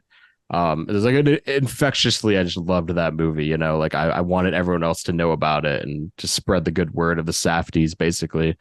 Um, yeah, well, I think that movie, Good Time, it took some time for people to catch on. Whereas kind Uncut of Gems, when immediate, that came yeah, out, it was like a hit and people like fuck with it. But Good immediate, Time, yeah. like people are realizing it's a masterpiece like later Almost on. like a cult hit in a way, yeah, because people Yeah, would like, oh, I found it on streaming or something Yeah. like that. Yeah, And yeah, honestly, it's really thanks to Adam Sandler too. Like Mhm. he true. has such insane star power. Yeah. And mhm. like a bunch of people just went to go watch it just because of Adam Sandler. They had no idea what the fuck they were in for. They did not. Yeah, I remember half my crowd was just like, you could tell they were like, "What is happening?" I did not expect I mean, just the such opening a sequence, like with like it transitioning from the opal to like Adam Sandler's colon was just like colonoscopy, baby. Oh yeah, you could just tell the audience was like, oh, okay, we're Oh, the fuck, okay. I Let bet me it was the same strap thing in. for Robert Pattinson. I bet a lot of people had eyes on Good Time strictly for Robert Pattinson. sure, yeah, that's mhm. true. By the I, way, quick thing on fucking good. Oh, I'm sorry. Go ahead. I was gonna say like when I saw that, I didn't. That was the first time where I was like, Robert Pattinson's like an incredible actor. I was Yep. going to the movie because like, oh, it's A24. It looks like a cool artsy movie, and it's like, holy Yeah. shit, he's like the best, one of the best actors of our generation now, in my opinion. Go Yeah. ahead, well, go ahead, Carlos. Yeah. No, I was gonna say kind of something similar that Blair and I were just wanting to look for something to watch in theaters because we were both working at the same place at the time. And I looked it up and I saw a film called Good Time playing, and all I knew is that it was from A24 and it had great reviews, and Robert Pattinson was starring in it, and it had like again really great reviews. And I'm like, hey, do you want to go watch this after work? And Blair was like, yeah. I was like, all right. So we went to go see it at a local AMC, and literally empty ass theater, nobody in there at all. Oh, Just Blair and I in an empty Mhm. theater watching Good Time, and we both just like had like one of the most amazing theatrical experiences we've ever had. It's such a surprise love 'cause I that. knew nothing about it. Yeah. And Same here. yeah, It's so grimy too. It's like so like So realistic, grimy, like yeah. handheld grimy. Like everyone's a Yep. piece of shit. Like Robert Pattinson's a piece of shit. Like, Ah, Yep. yeah, I Yep. love that though. I love Like I it. said before, like when no one's good, but No one's You know good. yeah, the Sprite scene with Barkhad Abdi. I mm. remember like the friends I saw it with, like just visceral, like just They're like, oh clenching. my You know? God, Yeah, exactly. no, No, in the theater, because yeah, it's like one of the most like fucked up things I've ever seen on screen up to that point. Just pouring, God straight up knows, acid, so yeah, much acid down his down his gullet. Yeah. yeah, Um, I'm gonna stop talking about Good Time because I I have it on my list, guys. If you didn't Uh-oh. already know, Oh, really? it's later. and I knew. Yeah, I'm wasting all my thoughts. I just don't want to okay. Yeah. But I Well, I love that think we're talking about the Safdies right now, though. yeah, I think we Uh, could say good times / uncut gems for this one. Yeah. You know, basically. if you want. what if Like, it could just make the top 10? You never know. yeah, Both of them, yeah. yeah. But Anyhow, anyway, that's my number did you three, have more? guys. Did you? Okay. Yeah, that's my number three. Yeah. Go ahead, Blair. All right. So my number three is a movie that I knew it was gonna make my list, but I was like, it's not very fresh, so I have to rewatch it. So today I rewatched Asghar Farhadi's A Separation. I think this movie is very overlooked because to me it's hands down one of the best of the decade. It's in terms of like screenplay, for me it's like one of the best screenplays I've seen like in any movie period, which is yeah, that's I know it's saying probably a lot. But yeah, this movie is insanely stressful. Like we're talking about safeties, and yeah, this movie like also just completely like stresses me the fuck out. It's such a nightmare. Like I don't know, when you're first like find out what a separation is, like discover the movie, you really have no idea what like you're in for, because like this movie just turns into like such a nightmare situation. Like all the characters, all the acting is fucking brilliant. Like everyone feels so genuine, and like really real and raw. Like I don't know what it is about Iranian cinema. They just are masters at that.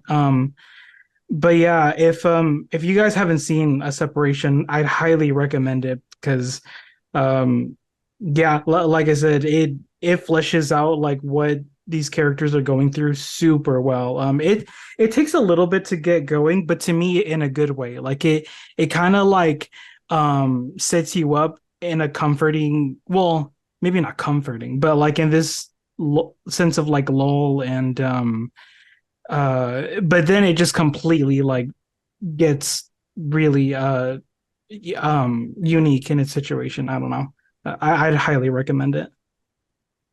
I haven't seen it, Me so neither, sadly. Oh yeah. fuck. Damn. I know. we have to watch that, Jake. Yeah, I'm I'll have down. it. Please do, please. It seems like something I would love, and I love Iranian films, so I'm very sold by what you said. So I'm down. Yeah, just for y'all's information, I 100% agree with Blair. That film is a masterpiece. Yeah, Separation is. I mean, I second everything that Blair said. It's super authentic. You buy everything that's going on in the film, and it's just such a fucking like complex film filled with a number of different conflicts.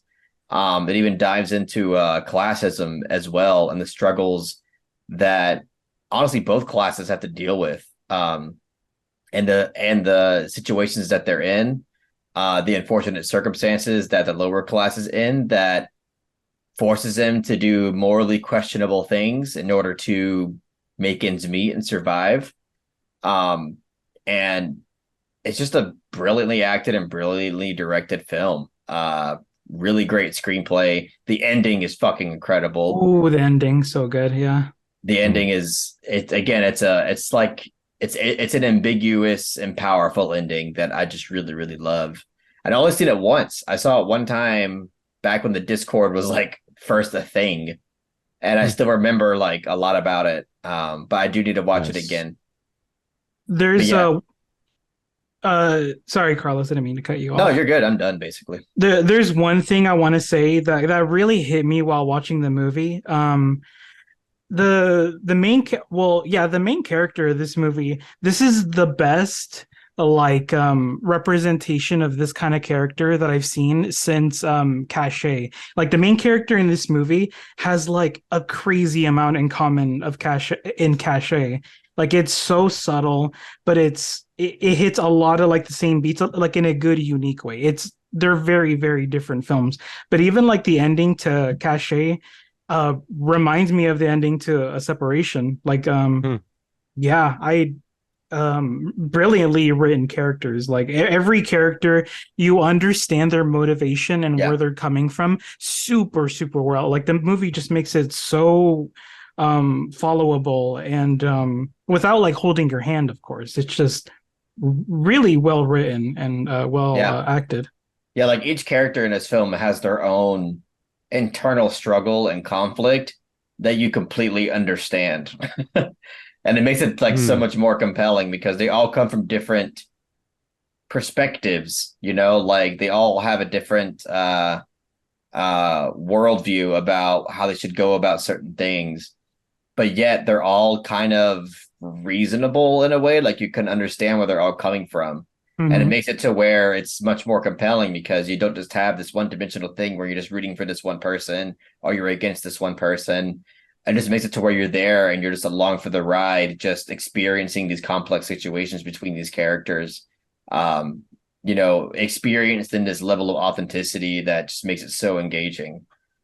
Yeah. Yeah, it's really hard to root for anyone in the movie besides like the people who are like complete victims of the circumstances, like the main characters like Child and Yeah. the old man. That's really the only people who are like completely like blameless in the movie.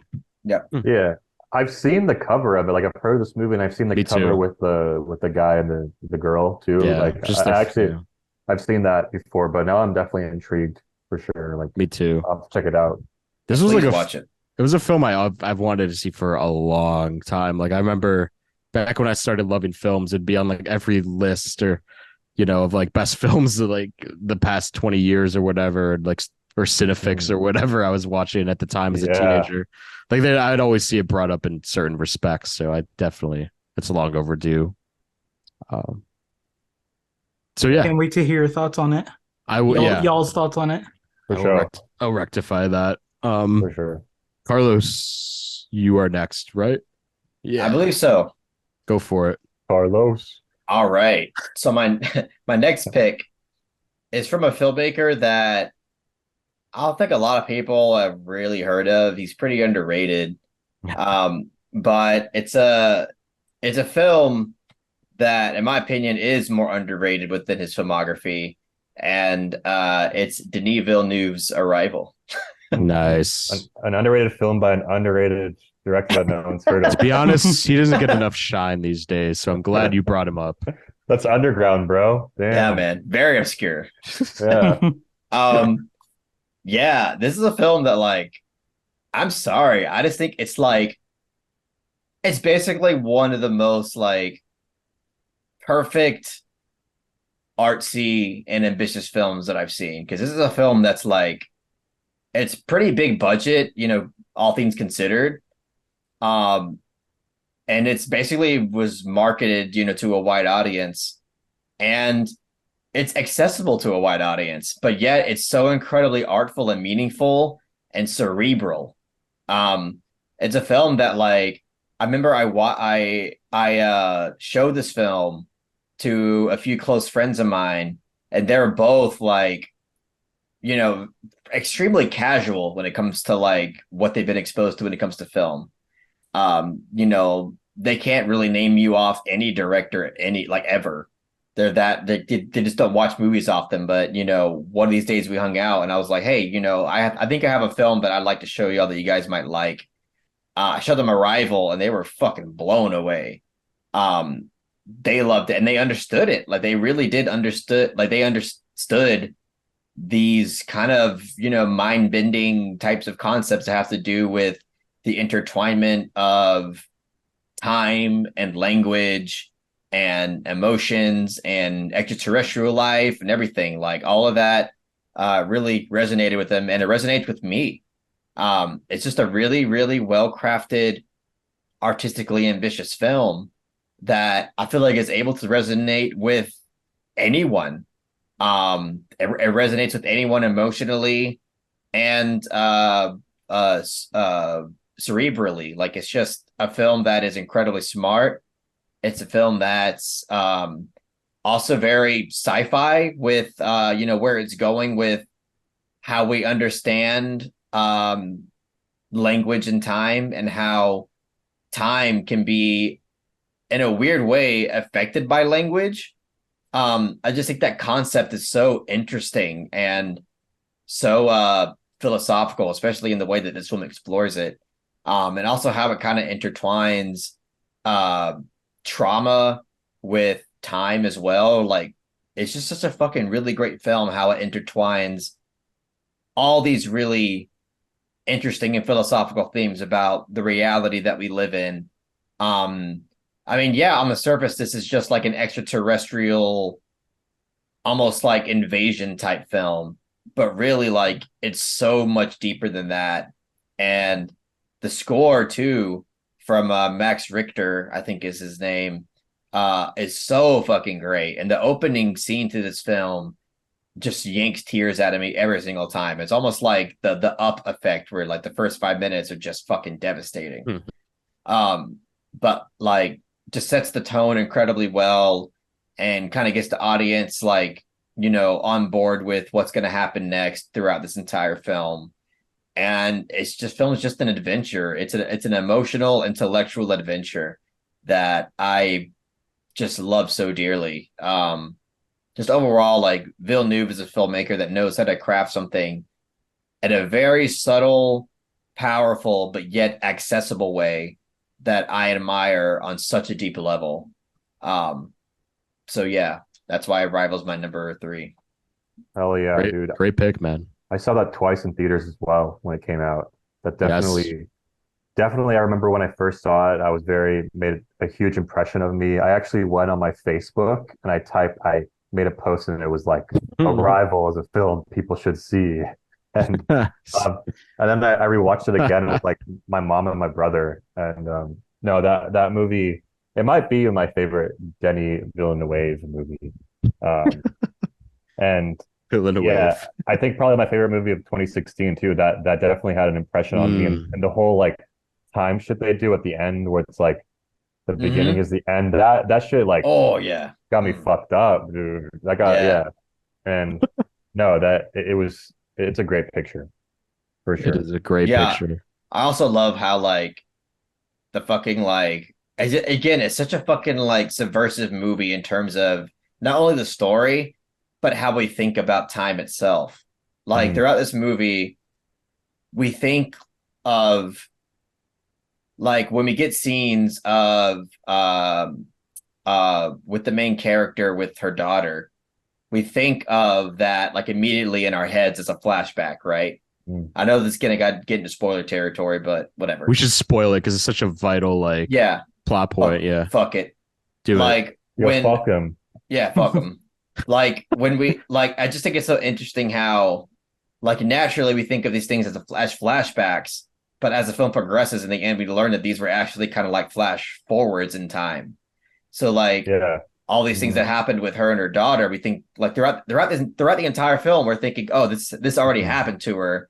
She's And getting whenever over a loss, right? Yeah. yeah, we think of her getting over a loss, but she's actually just getting these flashes of the future that she doesn't yet understand, and it's affecting her in a different kind of way that we're kind of perceiving. So like by the end of the film, it just like flips everything on its head in a way that gets us to understand things in a different light and through a different perspective. Not only how we think of time differently, but how also language kind of shapes the way that we think about things as well. Um, so fuck yeah, dude. So Arrival is good. such a great fucking movie. Yeah, it I is. mean, It is. it's I, hard. I Go would ahead. vote that top 10. Oh hell yeah, dude. I Write probably that will down, Love dude. too. that. I mean that. I mean, that's my favorite Denis Villeneuve movie. Oh wow. Also, Oh I'm yes. surprised. Same here. Yeah, I think that's the one. Like it is. I think It that's kind of it might be my the one.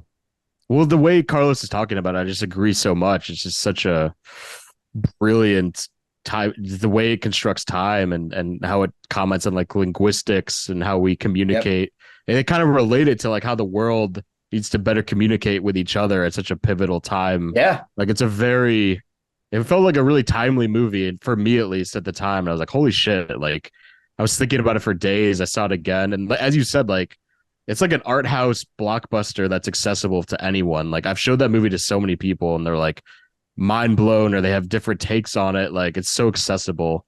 And for some, more pretentious film lovers, maybe they're like, nah, it's a very mainstream take on the subject. But I think what you said is great, like how it reaches such a broad audience.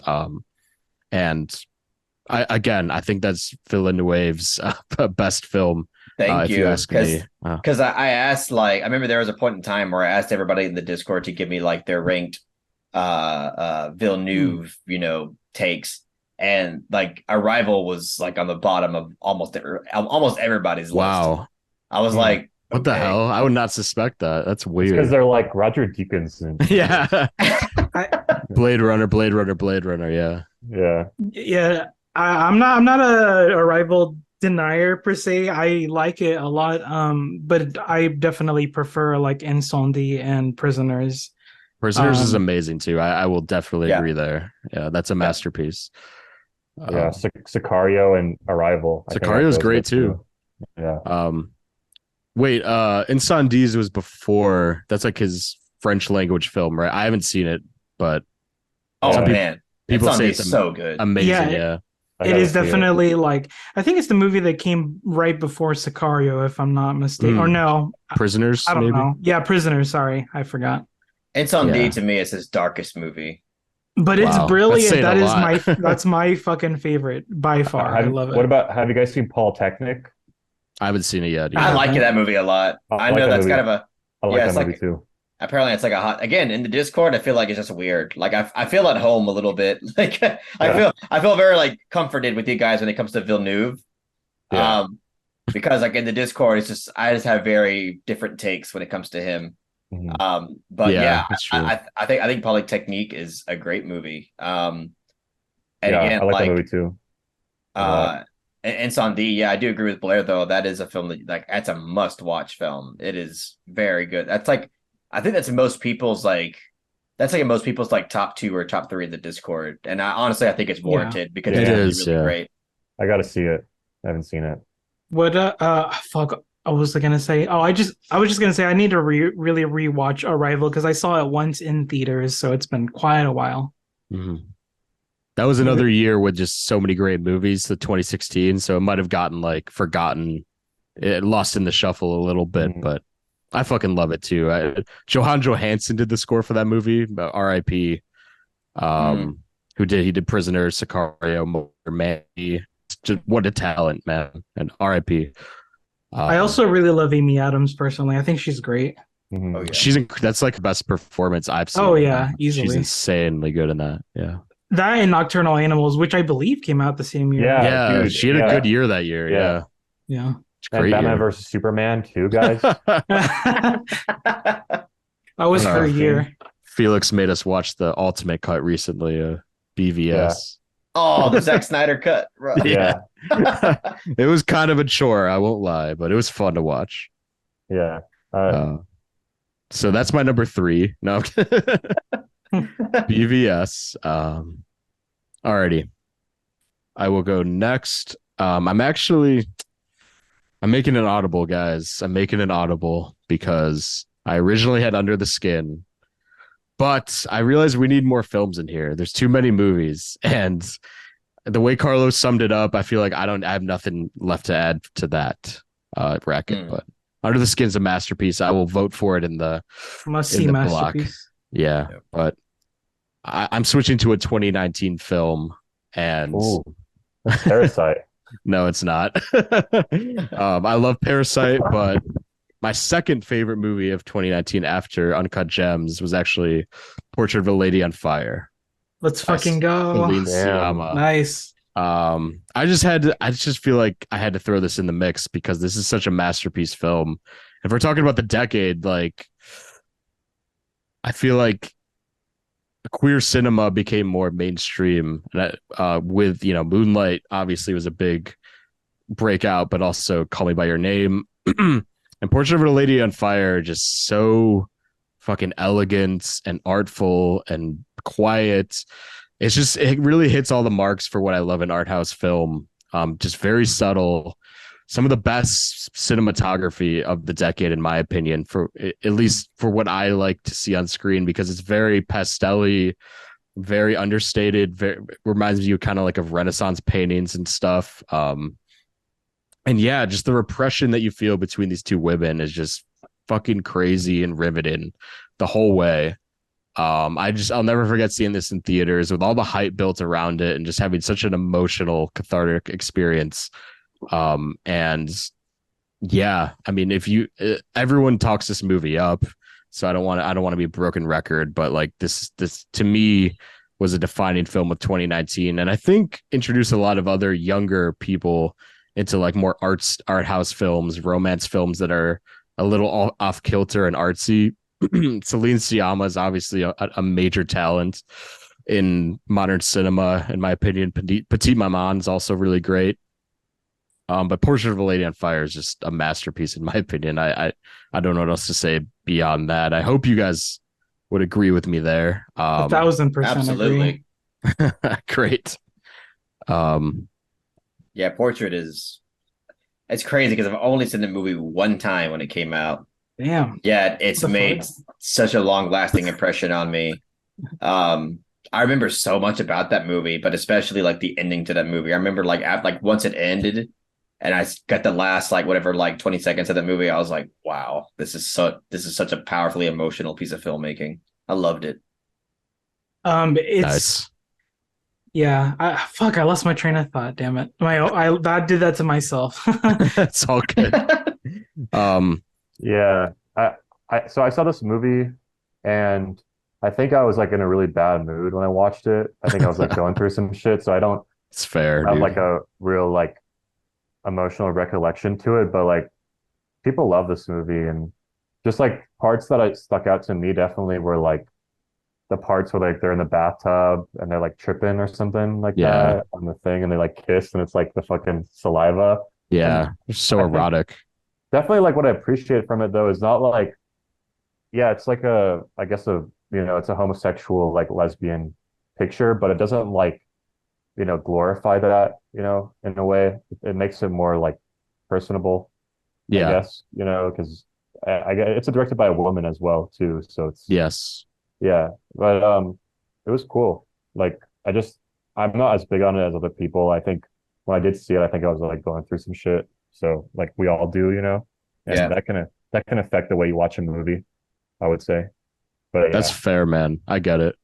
I mean, yeah, just the shot of them like on the cliff and the camera it sort of racks focus between them two as they like look at each other and they look back. And you know the shot I'm talking about where Yeah, they're I kind of do. like gazing at it. Like there's moments like that of just like longing. I love that in films and like captured just beautifully by both the actors but also the director and everything. It all works so harmoniously to just I think one of the most riveting love stories.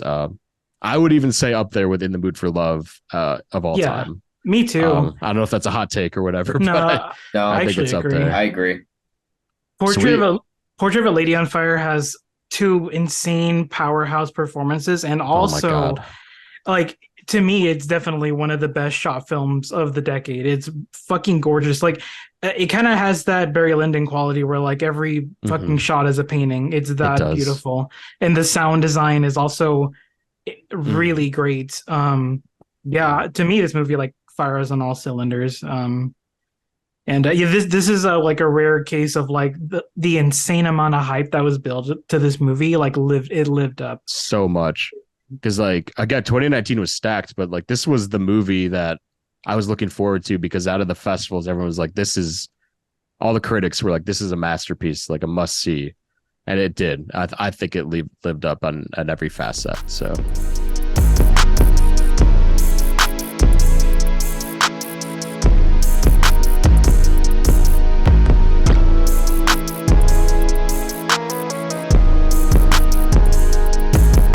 we're back. We're at our top two slots. It's about to get spicy, and Felix is man. gonna strip a little of that sauce on us with your number two.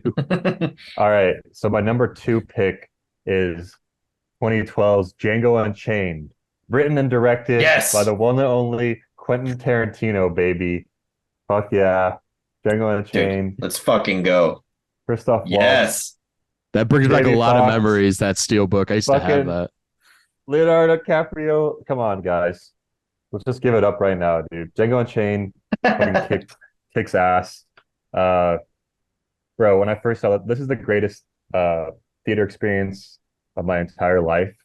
I would say seeing this for the first time when I was 16 was with my stepdad, and then my friend Jack, who's my partner on the Medium Cool show, and then a couple other guys. And this movie just completely blew me away. It was like the first time I kind of realized what a director was. I think too, just like it felt so personalized, and I think like my brain had gone to a certain point of like development where I could recognize like the artistic hand in a picture. And I just want to say like this movie opened up the doors for cinema for me. Like after this, I was like really studying. I like watched all of Tarantino's movies, all of his interviews, and then from his interviews, I would see movies he would also recommend, and it was just like a rabbit hole. And I know that Tarantino is kind of like the first like director you like someone gets into, as like a cinephile. Like he's up there like on the iceberg of directors. But yeah, I mean Django Unchained, it's just really good movie, like great story, fucking this idea of like a slave that becomes like the hero, and like the arc of Jamie Foxx's character. And then we have another fucking great performance from Christoph Waltz, like coming off of Inglourious Bastards. He does it again in this movie. I don't know which one, like which performance you guys like more. But I think Bastards, probably. yeah, yeah, they're tight. It might be Bastards, but I mean Christoph Waltz, like one of my all-time favorites. Just like this mission they go on, and all the homage to the Italian westerns, and just like the brutality of it, and the violence, and the way that he combines sort of like the cathartic violence with the real actual violence of the day, and like the slavery of the day. And Tarantino is like one of the guys who can really like has the balls to like walk that line and sort of make this crazy action movie that takes place in like the antebellum South. And yeah, no, it just like blew me away. And like the moment where I don't care about spoilers because it's Django, like you should have seen it It's already. fine. But Yeah, don't worry about it. but basically the scene where Christoph Waltz fucking is like shoots DiCaprio in Hell the yeah. Yes. thing. I Couldn't was like resist. that like totally. Couldn't And then the resist. whole action scene after that, I think at Yeah. that point I'm like, this is the greatest movie I've ever seen. Dude, Yes. Like, when the and- Tupac song came on, Yeah. when I was 16, I lost my shit. I was like, no way. Yeah, and then the Is it- fact that Tarantino is in his own movie, and then he like blows himself up, and that shot of fucking Jamie Foxx and the smoke, and He's I was like, Australian. Yeah, the Australian racist. it's definitely one of those movies where I thought like to myself, yeah, he's Australian. Shut Yeah. up, Black. Shut up, black. Shut up, Yeah. Black. You got nothing to say I want to hear. Tarantino being racist on screen, you never see that. Yeah. Anyway, yeah, Love but it. I just thought like I never knew like you could do something like that in a movie, like a movie you can make, put yourself in it, like kill yourself, and it was just like it shattered my reality of cinema, guys. I don't know what to tell you at that point in time. So there was a stretch there where I thought like this is my favorite movie ever.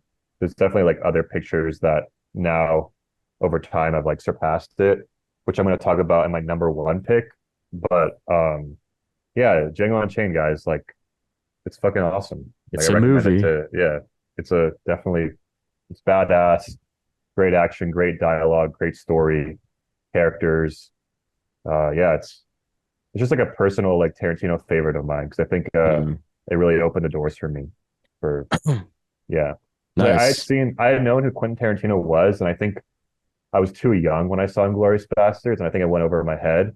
Me too. But now it's like it's a fucking masterpiece. Pulp Fiction I also saw before Django, but I think I was too young and I didn't get the hype for it. And then when I saw Django, I went back and rewatched Pulp Fiction and all those movies, and I'm like, holy fuck, that actually is a great movie. So it's an important movie to me. It's a very personal movie to me. Is it the greatest movie ever? Like perhaps not, but Yes. No, I'm kidding. but it is like on my number two spot just because of how personal, like what it means to me. And That's cool, man. Yeah. We have a very similar arc of getting into movies where that was like one of them where that kind of led down the road, like you said, for Tarantino and older films like that. It was a very similar experience I had because we're the same age and all that stuff. Yeah. I will say, like, now that's definitely not my favorite Tarantino movie over time, just because as I gotten older, my taste has developed and other things just kind of popped up, and I still think it's a very good film. Mhm. And I understand why it's someone's favorite, but I can also understand why people like really don't fuck with it. But I you don't. can't, you don't.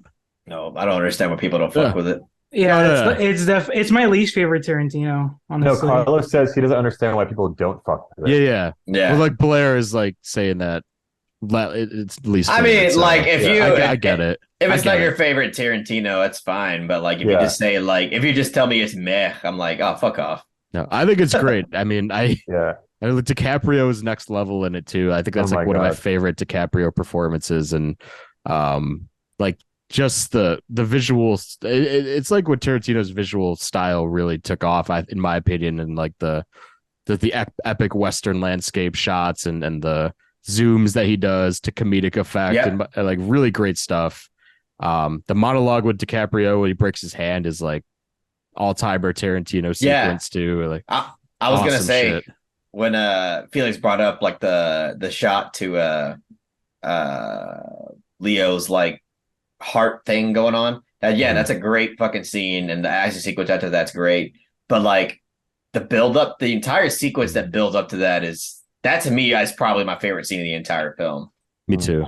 Where like Leonardo DiCaprio finds out through like Samuel L. Jackson's character that they're just fucking like weaseling, and they're just there to like fucking like stroke his ego in order to get Jamie Foxx's wife Yeah. back.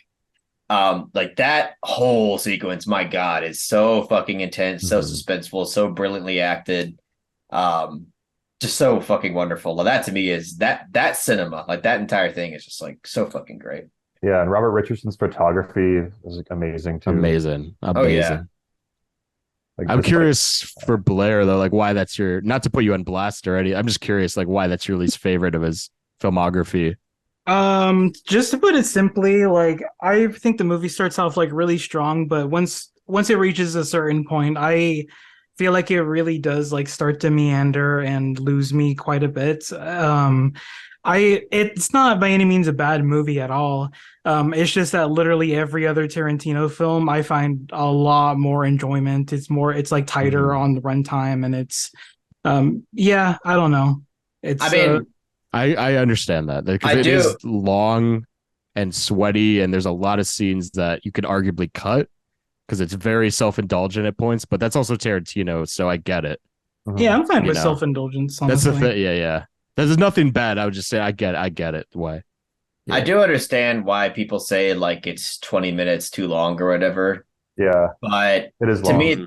Very long. that I mean, but like literally, other than that, its film's fucking amazing. Like Mhm. that to me is like really the only thing that I understand. Everything else, I think is like, I mean, everything else besides that, I think this film is masterful as hell, and it's Yeah. super entertaining. Yeah. Well, here's the thing about the length. So I think this is his like when Django came out, it was his longest movie ever.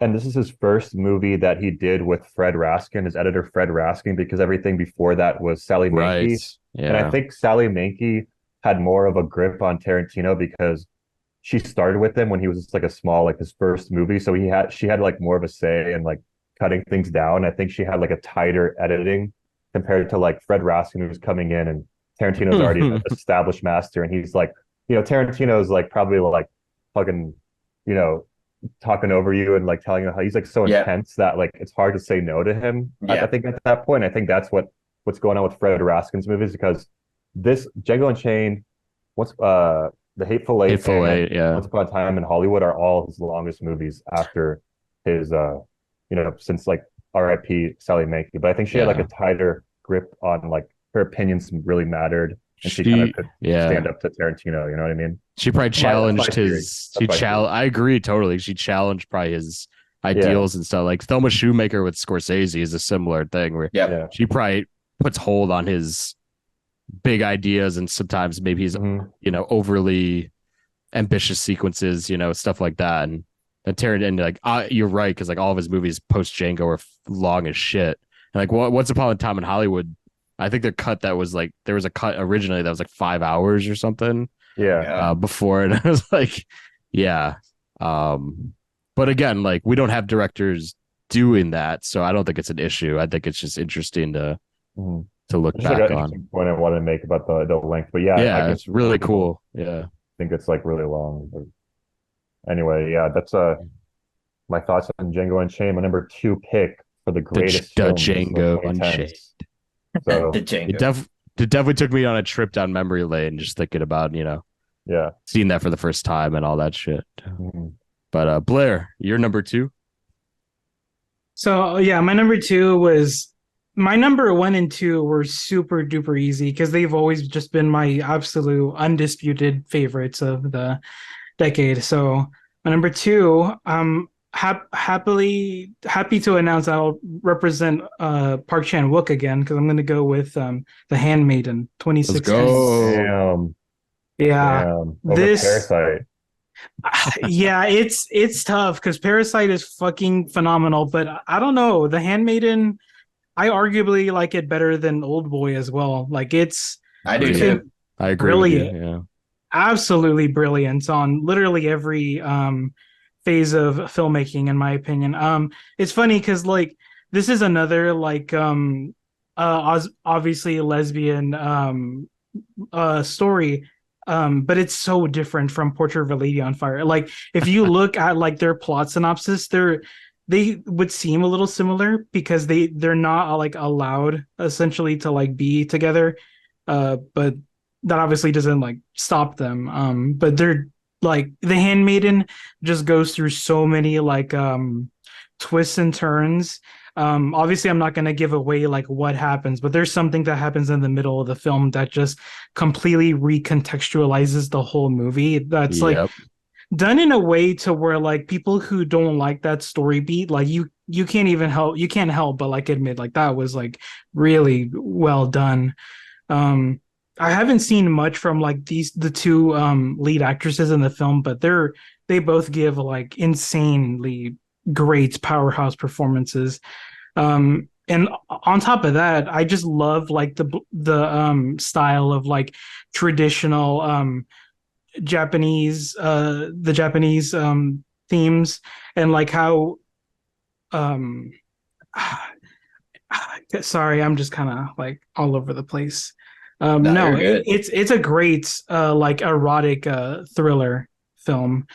It to me it's like the best film to come out of like that subgenre. Hmm. Um and yeah, obviously the cinematography is fucking completely breathtaking. There's so many memorable shots in this movie. My favorite probably being like the shot of the tree, and Yeah. like not to give it away, but like the girl trying to like hang herself. Like it's very like darkly comedic. And obviously like the elephant of the room is like how much fucking explicit sex scenes there are. But like um it's way more like purposeful than say something like Blue is the Warmest Color. Like Exactly. Yeah. it's so purposeful in the film and it's very very explicit, but yeah, it's Personally, I feel like it's there to show like in detail the actual level of connection they actually have. Like to me, it like really like Yeah. intensifies their dynamic in a way that we wouldn't have gotten if those scenes weren't there. right. You get like legitimately pieces of their character through those scenes and how they like almost Hmm. interact with each other and almost like the exploration of like their power dynamic. It's really interesting. It is.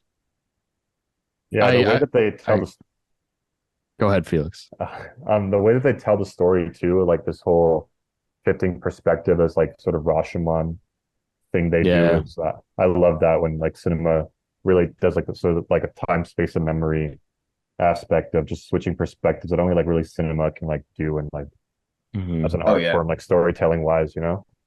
Totally. Yeah, I was gonna say like this was originally in my top five as well. Mm. We talked it over, and I just gave it to Blair.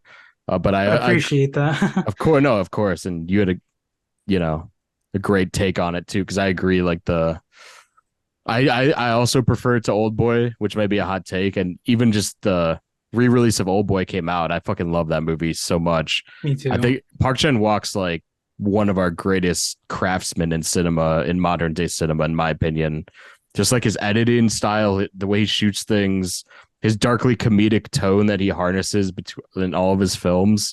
Like, it's just, all of his movies are so satisfying to watch as as an aspiring filmmaker myself, because it's like he just does his own thing, and like all of his movies are so rich in every aspect. And like The Handmaiden to me is like, he loves twisty storytelling and sort of like these subversions of like character dynamics and stuff.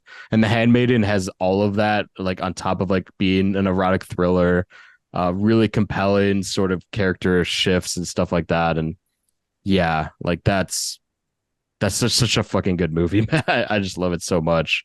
And yeah, the director Park, one of the goats. Yeah, Yeah. one of my absolute yeah. favorites. I like him more than Bong Joon-ho. I I have such a hard time with that one, but Me Same. too.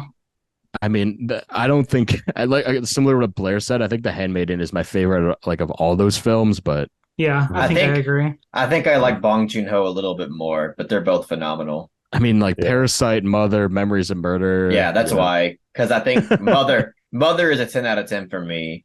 Memories of Mother Murder is is a a- 10 out of 10 for me. Parasite's a very strong 9, so it's like, mm, you know. I Yeah, like dude. what's the one? Ouija? What? Okja. Okja. Okja's great. He directed Ouija. by Bong Joon-ho. I want to see that. I like Okja. I liked it a lot. Yeah, Okja's me really- too. Okja's- Same here. Okja's- I love Okja. It's great. And Okja's- Snowpiercer's The good. Producer's good too. Yeah, it's a decent movie. You know, originally, this is a like a sidebar, but originally when we did our best of the decade list like years ago, I had Snowpiercer in my top 10, and like I don't know what the fuck I was like. I Holy love hell. that movie a lot, but I was like Bong Joon-ho, and I was like, I just didn't want to pick I was like Yeah. embarrassing for sure. But, I still love Snowpiercer. I think it's a fun ass movie, but Yeah. I don't know was- if Park Chan-wook. I'd say Park Chan-wook mainly because nothing compares to Old Boy or The Handmaiden or even like Joint Security Area. I fucking love Joint JSA Security Area, or bro. That- Lady Vendor. Yeah, I really need to watch that one. Oh my god, Joint JSA Security is Area. a masterpiece in my opinion. Yeah, Yeah. I adore Thirst, and also I love Decision to Leave. I think Decision to Leave is fucking too. awesome. It's I know great. that's a very hot button issue in the Discord, but Yeah. that was one of my favorite films of last year, mainly because I love Park so much.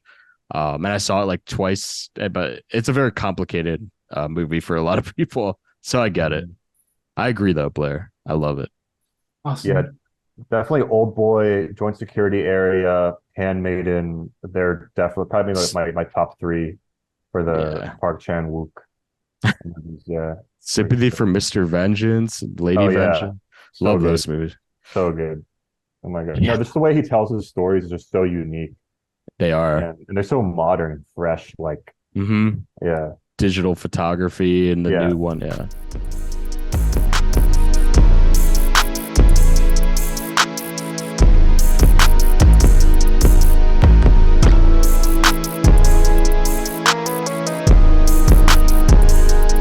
We're back after a little technical issue, but Carlos is up with his number 2 film of the decade. All right. So my number 2 is a film that I do own, but I can't show it off because I let my friend Velvet borrow it like I want to say 5 or 6 years ago. And Oh she shit! never gave it back. Nor Oh, do man. I think she ever watched it, but that's okay. Oh, I forgive her. But either way, this is a film that is very near and dear to my heart. It really, really means a lot to me. And the film that I'm talking about is David Lowery's A Ghost Story. Nice. Hell yeah.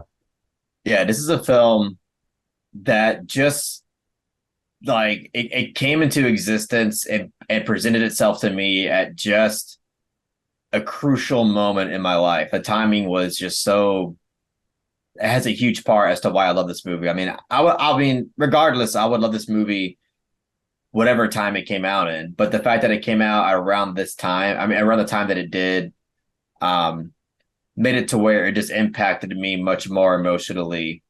Um, because and that same year, I had lost somebody that was really close to me. Basically, I lost somebody that was going to be like my partner in crime with this channel, like with my channel. Um, like the whole shtick of this channel was supposed to be like he does like gaming content and I do the film stuff, and that's why we called it the Misfit Pond. Was that was like the whole deal. But tragically, he lost a battle to depression, and things just unfortunately unraveled the way it did. And when A Ghost Story came out, it just hit me to my absolute core. Just the way that this film was presented, just really. Oh no. Oh fuck. Fuck. Damn. What a time too. That I know sucks. that was Yeah, gonna be Ghost Story. a Ghost Story is great. Ghost Just Story is want to say. amazing. Yeah, I love Yeah. it. No, I was gonna say like that movie made me cry too. Like honestly, like that's the last Oh movie I yeah. remember that made I me will. cry. Oh damn. I cried at I mean, that everything. That movie Yeah, wrecked me. Yeah. yeah, for sure. Though it's such a good pick though for 2010s. I would vote for that. Oh, oh, he's okay. back. You're Are we back. are we back? Yeah, you're Yeah. back. You're back. Okay. What Keep what going. what what what did I leave off at? You said Ghost Story, man, and then you were about to say something about it. Oh shit, really? Yeah. Well, yeah, you were talking about your friend you were starting the channel with. Oh, okay. Then I think I started talking about like time or something. Yeah. Um, I'll just say like in terms of the way that this film presents time, like it really makes you appreciate the time that you have, and it makes you take time and the experiences you have in life less for granted. I mean, as human beings, it's like almost impossible to not take things for granted because we just have to live life, our own way. We had no choice. Um, but in a way, like the way that this film has such a slow style to it, which I know is like unbearable for a lot of people. Um, to me, that slow style is so purposeful and meaningful because it really does make you understand how long like 1 second is and how long a minute is. And Right. to me, like again, with ultimately one of the main themes of this film being how limited time is and how much little time we do have on this earth. um I think the way that this film is paced is absolutely perfect for what it's trying to express. Um, and it's just such a fucking like existential and emotional experience. And it's because of that. It's because of David Lowery's style that he brings to the table that makes it that way. Um, and yeah, like the fucking score to this film is just so fucking moving and heartbreaking and masterful. Um, the song from Dark Rooms is just like, oh my God, it's just it hits me on such a higher level. Um, like really, like just if I hear almost, I mean, really, if I hear any score from this film, it's gonna bring me to tears. But that song specifically, always brings me to tears. It's just so effective, and yeah, I mean, again, I think what David Lowery was able to accomplish was such a simple, like, with such a simple concept, really, is basically just somebody dies, and then throughout the film we get that perspective as time moves on through a ghost sheet, which is a very simple and really like cost-effective concept. Um, it just really made something that was special and something that was really moving and existential. Putting somebody in a ghost sheet can come off super cheesy and corny and just not good at all. Yeah. But he did the exact opposite. He was able to make something that just felt so impactful and so emotional and so thought-provoking.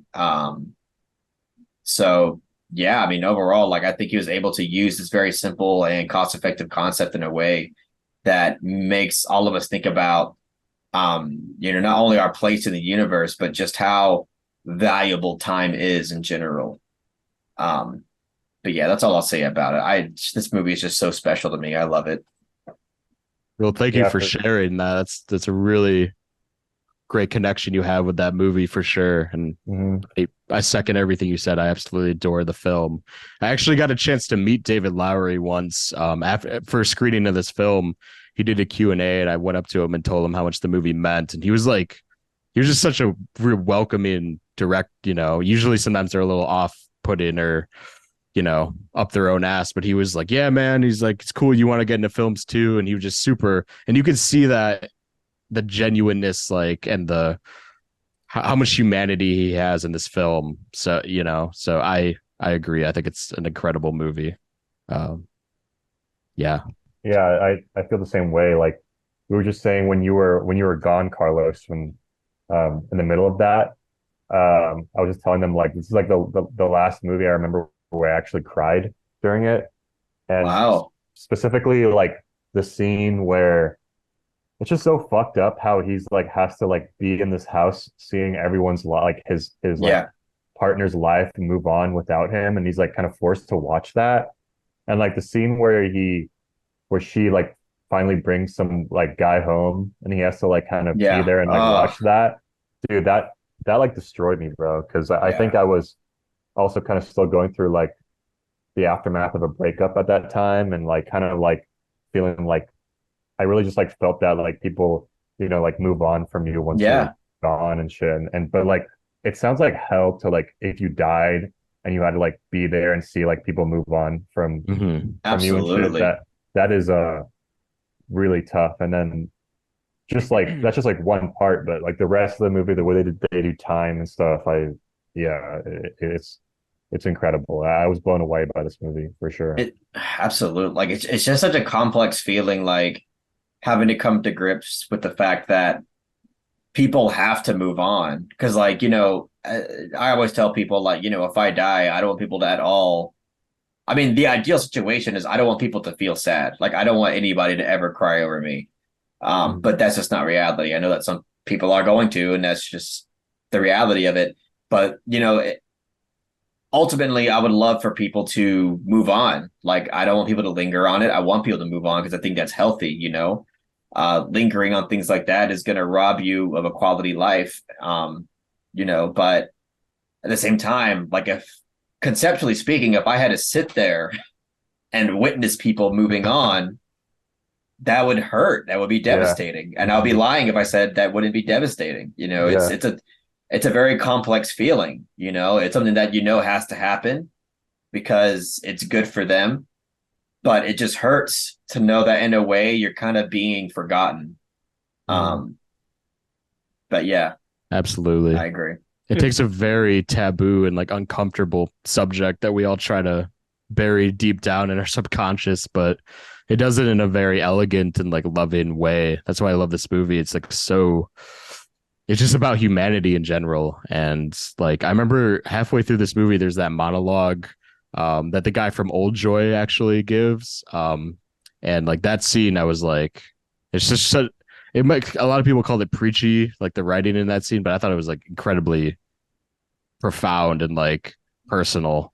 Mhm. Um, if you guys know what the scene I'm talking about, Yeah. It's like the the only guy, scene with like dialogue in the it. guy at the party, yeah, who's just kind Yeah. of Yeah. and that scene's just beautiful. Mhm. And Yeah, thank you. I love that scene, but a lot of people tell me, "Oh, that's one thing that's holding the film back is that it's so on the I, nose and it's so no, preachy." I hate to be the fucking person, but yeah, that is the one scene I don't like in an Uh, otherwise brilliantly told film. I I totally get it, but come on, he's from Old Joy though. He's a Kelly Reichardt I've alum. never seen the Old Joy, unfortunately. Yeah, I've That's never seen it. But I don't want to like have the one thing I say about it be negative because no, yeah, I of I course. do I completely echo what you guys are saying. It's that scene specifically like with the I can't remember what action he does. Like there's like something to be left behind or something like that. And he watches like the house crumble or something like that scene's Oh my god. very Oh harrowing. yeah, yeah. It's so emotionally devastating, but like as Carlos said, it's fundamentally like human and it's like with the reality that that's just gonna happen. And it's the movie is just very like genuinely like profound without saying like much of any dialogue. It's through like not even necessarily like acting, because we are watching like a sheet, like a literal ghost sheet, but it's just like the emotions of the of what's happening on screen. It's very, very real. Yeah. I want to rewatch this like right after we stop. I need to Yeah. re-experience what this movie gave us, you know. Also Rudy Mara ate a whole pie and threw up. Oh, I Like, love that that's scene. fucking that's acting right That's there. such a Yeah. great scene. Yep. Yeah. Love that. Um, Oh yeah, I will defend that scene to my dying day. Yeah. Me I too. love that scene. Me too. Also, I love how like in this film we get like a scene to where, once Rooney Mara has moved on to like a different house, he still stays in the house, and then we have like this like Latin family move in, and they're there, and we get almost this really like horror-esque take and like conceptual take on a haunting, where it's like, you know, there's this like he's basically haunting the house because of him again, almost like it's a very classic take on a haunting, but presented through a very substantive lens to where we kind of get to see like the pain that he's experiencing up until that point. So we kind of get to see the classic haunting thing of like, oh, this person is not ready to leave and is taking it out on the current family that's dwelling in the home. But it just feels so much more effective and rewarding when presented through this build-up lens. Um, yeah, I just thought I'd bring that up because I also love that scene as well. For sure. Yeah. Um, Very lugubrious film, but I get a lot That's out a of good it. pick. I would vote for that one. Oh I'll go hell for yeah, that one. thank you. Yeah. Don't give away your secrets too early, my man. We're gonna talk. I'm just kidding. I love it. I would too. I would too, actually. David Lowery. I want David Lowery to make more art house films. After that, The Green Knight. Like, I wish he would do it more. But Yeah, because that's at the Green Knight. He made fucking like some Peter Pan movie or some yeah, shit. Peter and Wendy. Yeah. What the fuck you doing, man? He's a I he's a know. bit of, he's a softie, but we love him. Like I know. You probably need. I'm sure the paycheck was good, but it's time to go back to real cinema. Come on. True, true. um, yeah, good stuff, guys. My number two comes from my favorite directors of all time, the Coen brothers.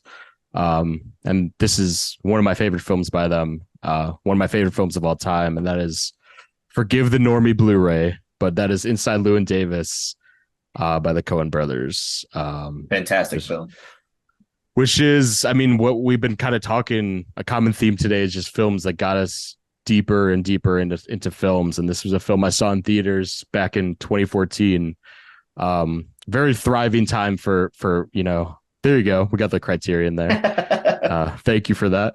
And this was just a time where I was, as Felix was saying, discovering more directors. And I was, going through the Coens and saw they had a new movie coming out. And ever since then, I just fell in love with this movie and what it was kind of saying about the starving artist. And it's a very, very, very melancholic film. Having seen it, many, many times now, and just the journey that Oscar Isaac or Llewyn goes on, how hopeless it all feels. There's just so much truth to it, I think, for, obviously it details the folk scene, folk music in New York in the late 60s, transitional period for music and everything. But I feel like it has such a timeless sort of messaging for just artists in general, the ones that have the talents, or maybe just one little thing, like in the film, spoiler, one of his partner committed suicide, his music partner, and he becomes this very sort of self-destructive, toxic person. And I feel like, we're aspiring filmmakers here.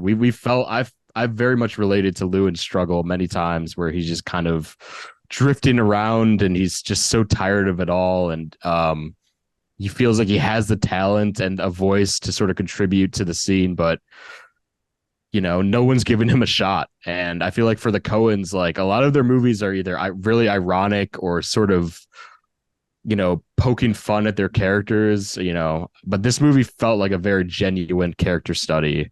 Oscar Isaac's fantastic. It's got a great supporting cast with like Carey Mulligan, Adam Driver for one amazing scene, John Goodman. Just a great movie about the starving artist is what I'll say. And like the cinematography, like how desaturated it all feels, like this kind of grayish look. It's like one of my favorite, they work with Deakins all the time. So a lot of their movies look fantastic, but there's something about this desaturated look in this movie that always spoke to me. I love, again, I had Melancholia. I love movies about depression and that sort of hopeless feeling that we all come across sometimes. And I don't know if y'all would consider this a top tier Coen Brothers film, but to me, it's sometimes I do believe it's one of their best films in their filmography. So I had to bring it up. I definitely put it in my top 5 Coens, probably. I put it in my top 5 for sure. Yeah, sick. I think it is really great. They have so many great films, so it really just depends on where your sensibilities are. But ever since it came out, it's been like it's one of my favorites. Yeah, sorry guys, I haven't seen it. Yeah, watch it, man. You'd like it. It's good. A lot of Coen films have like a lot of humor to them, and this one is definitely to me like their most like dry, kind of straightforward film, but it's really well told. That's a good way to say it. Yeah, it's like very simplistic because it's just kind of like chronicling just a week in his life, and you're just there for the ride and experience his trials and tribulations. And like the sequence where he goes on that road trip to Chicago, and like you feel like in any other film this would be like their redemption arc and they're gonna finally make it and like become a success. And like I don't want to spoil it for Felix, but like just the hopelessness in this movie I just find really brave.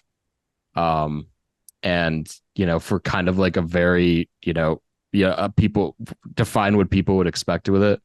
But yeah, I find a lot of comfort in this movie, but I also find a lot of despair and sadness, and that's what cinema is all about, right? Just multiple facets of emotions, and I just love that from this movie. So you do have that really funny scene though with Adam Driver and Justin Timberlake. Oh please, yeah, please, Mr. Kennedy. Please, Mr. Kennedy. That's a top tier fucking Adam Driver scene right there. I love that scene so much. It's so good. There is definitely, I mean, every Coen Brothers movie, even like No Country, has a little comedy snuck in there, in my opinion. So yeah, that's my number 2. And my God, we're at our number 1s for the 2010s. Spicy time. Very excited to delve into this. But Felix, our wonderful guest and lover of cinema, what's your number 1, man? Okay, so my number 1 is kind of a curveball because my last 4 pictures are very violent, intense movies. This one is a romantic comedy from 2011 starring Owen Wilson, which is Midnight in Paris from 2011, written and directed by Woody Allen. And this is a movie where it's like probably my top like comfort movies of all time.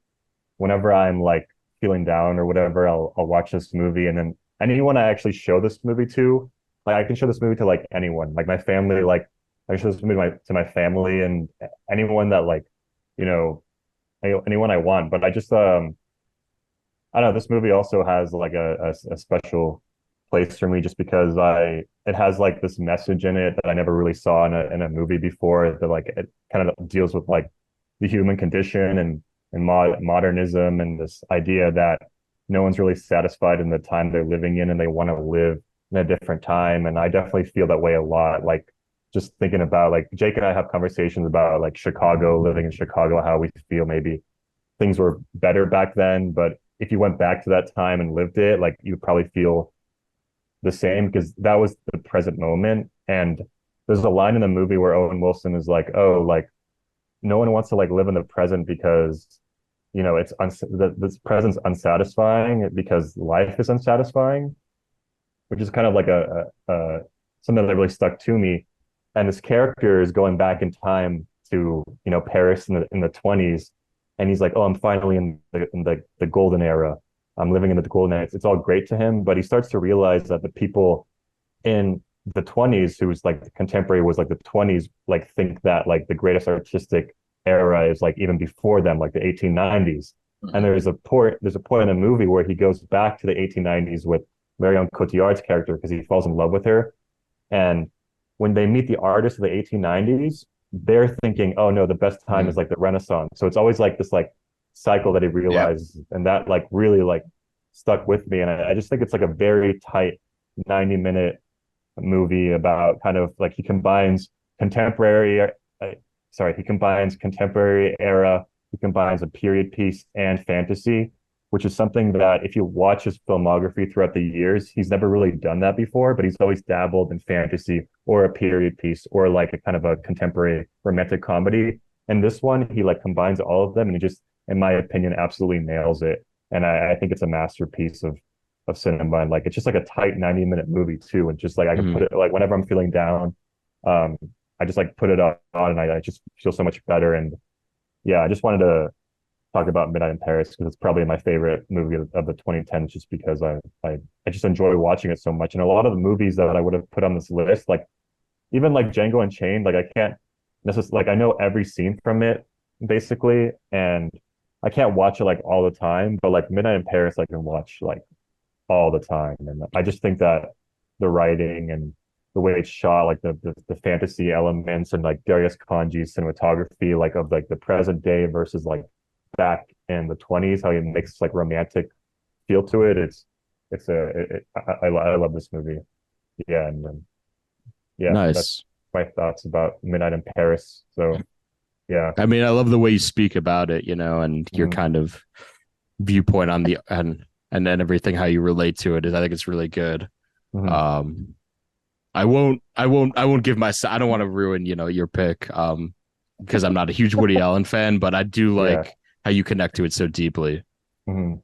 Yeah, I know you guys never talked about him on the show, like in a set. Like I would have, if I was in the 70s and 80s or and 90s, More Woody Allen I would have movies, right? definitely put some. Yeah, I think he has masterpieces, multiple masterpieces in the 70s and 80s and 90s. 2000s, he kind of like has a lull, but he comes back with like Midnight in Paris, and I think Midnight in Paris, Blue Jasmine are masterpieces of the 2010s. But I definitely yeah, want to see Blue Jasmine. I'm there for Kate Blanchett's yeah. Oscar winning performance. Go ahead, Mhm. Carlos. What are you saying?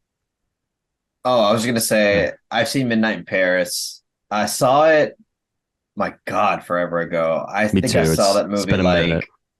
like like 11 years ago or some shit. Yeah, yeah, yeah. It came But around like but I liked it. I think it's a good movie. mhm, I would like to watch it again just so I can have it fresh in my head. mhm. Um, but I really enjoyed the concept of it. Um, Yeah, and they meet It is a all good these like concept. art. Yeah. They meet all these real artists that like actually yeah, existed, and like it's yeah, so I like like that. fucking, it's so cool. Like I just like love it like that. He just meets like Dolly and Dali Hemingway, and and Dali it's and fucking Picasso and To yeah, be Hemingway. like Hemingway or something. Fitzgerald, Yeah. As yeah, Scott Scott Fitzgerald. Fitzgerald, and It's a no, just cool all these concept. figures. Yeah. Yeah, it's a really cool like concept, and I think he just really nails it. And it's my favorite Woody Allen movie. So, For and I've seen sure. all of them now. So He's every Woody Allen film. yeah, yeah. So Yeah. Look, man, it's your taste, you know. I know a lot of people don't watch his movies nowadays, but you yeah, know, it's up like you your alley. said, yeah, controversy aside, just looking at the art here, you know. Mhm. Yeah. But That's fair, yeah. man. Totally good. Well, sick. Mhm. Um, you're number one. Blair, you're next. All right. So anyone who knows me at all probably knows what my number one is. It's The Lighthouse, Hey. Robert Eggers. Mhm. So I'm gonna talk a little personally and then get to the why I love the film. I'll try not to take too long. Like this movie came to me at a time where I was like literally enjoying like life the most. Like the whole year of 2019 basically was just phenomenal on a personal level. And like I remember like this movie being announced and just being like unbelievably hyped for it. Like I've never been more hyped for a movie because I just loved The Witch so damn much. That's another personal favorite. And me and my girlfriend at the time were like super looking forward to The Lighthouse, and it just very much like lived up to its hype. Like everything I wanted and more, I just got out of my experience. And just like this movie brings nothing but like amazing memories in my life. Like even like the context when I first watched it was really interesting because I wasn't a part of Carlos and Perry's car review for this movie because I was in the West Coast. Funnily enough, I was visiting Reno at the time, and it's funny because like I was enjoying Reno, yeah, but mostly all I could think about was like, oh fuck, The Lighthouse is coming out this weekend. So our I relate last to that so much. yeah, our last day of Reno, when we were leaving, we were just looking at like showtimes, like where the fuck is The Lighthouse playing? And it wasn't playing in Oregon. So what we did is we drove all the way to Sacramento, California Holy shit. to see The Lighthouse. Wow. And I was, oh my God, it was so fucking awesome. Like we were so tired, but it was just so interesting because I've never been to California like ever. So, going to a whole different state to, oh shit. You good? You good? Yeah. Can you hear me? Yeah, Yeah. yeah. You're still there. All right. My lights just went out, but I guess it didn't like completely cut the power. Okay.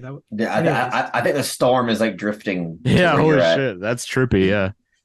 Yeah. Okay. So glad my internet didn't go out. Anyways, I was just saying it was cool seeing it in another state in weird times. But no, The Lighthouse in and of itself is a fucking obviously it's brilliant. It's super unique. To me, there is nothing quite like it, even though I can see elements of The Shining, I can see elements of like Eraserhead and stuff like that. But Robert Eggers is like such a meticulous crafty filmmaker.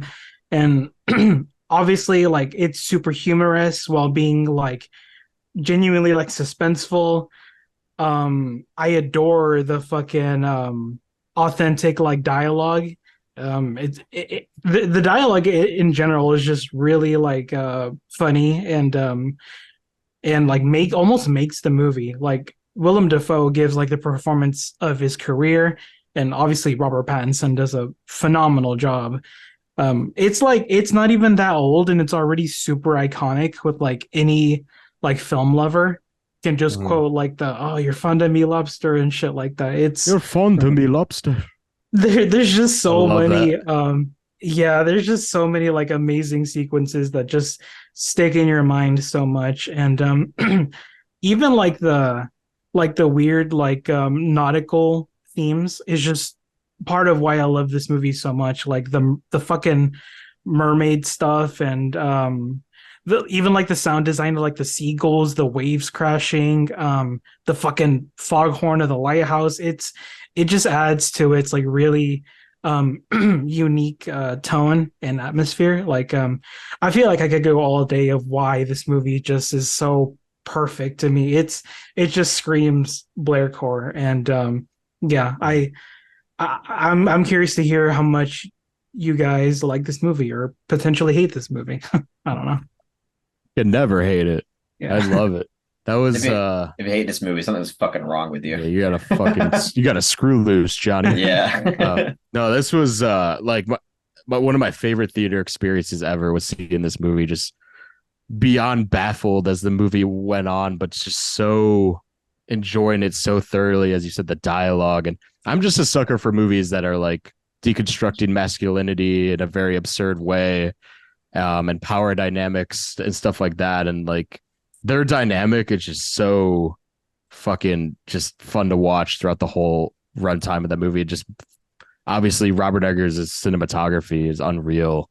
There's just so much to interpret about this movie. It's so rich, and yeah, I agree with everything you said. It's just so great. And Willem Dafoe, like probably my favorite, if like top three, maybe favorite actors. That's like his best maybe his best work as an actor, I would say. I Yes. agree with that.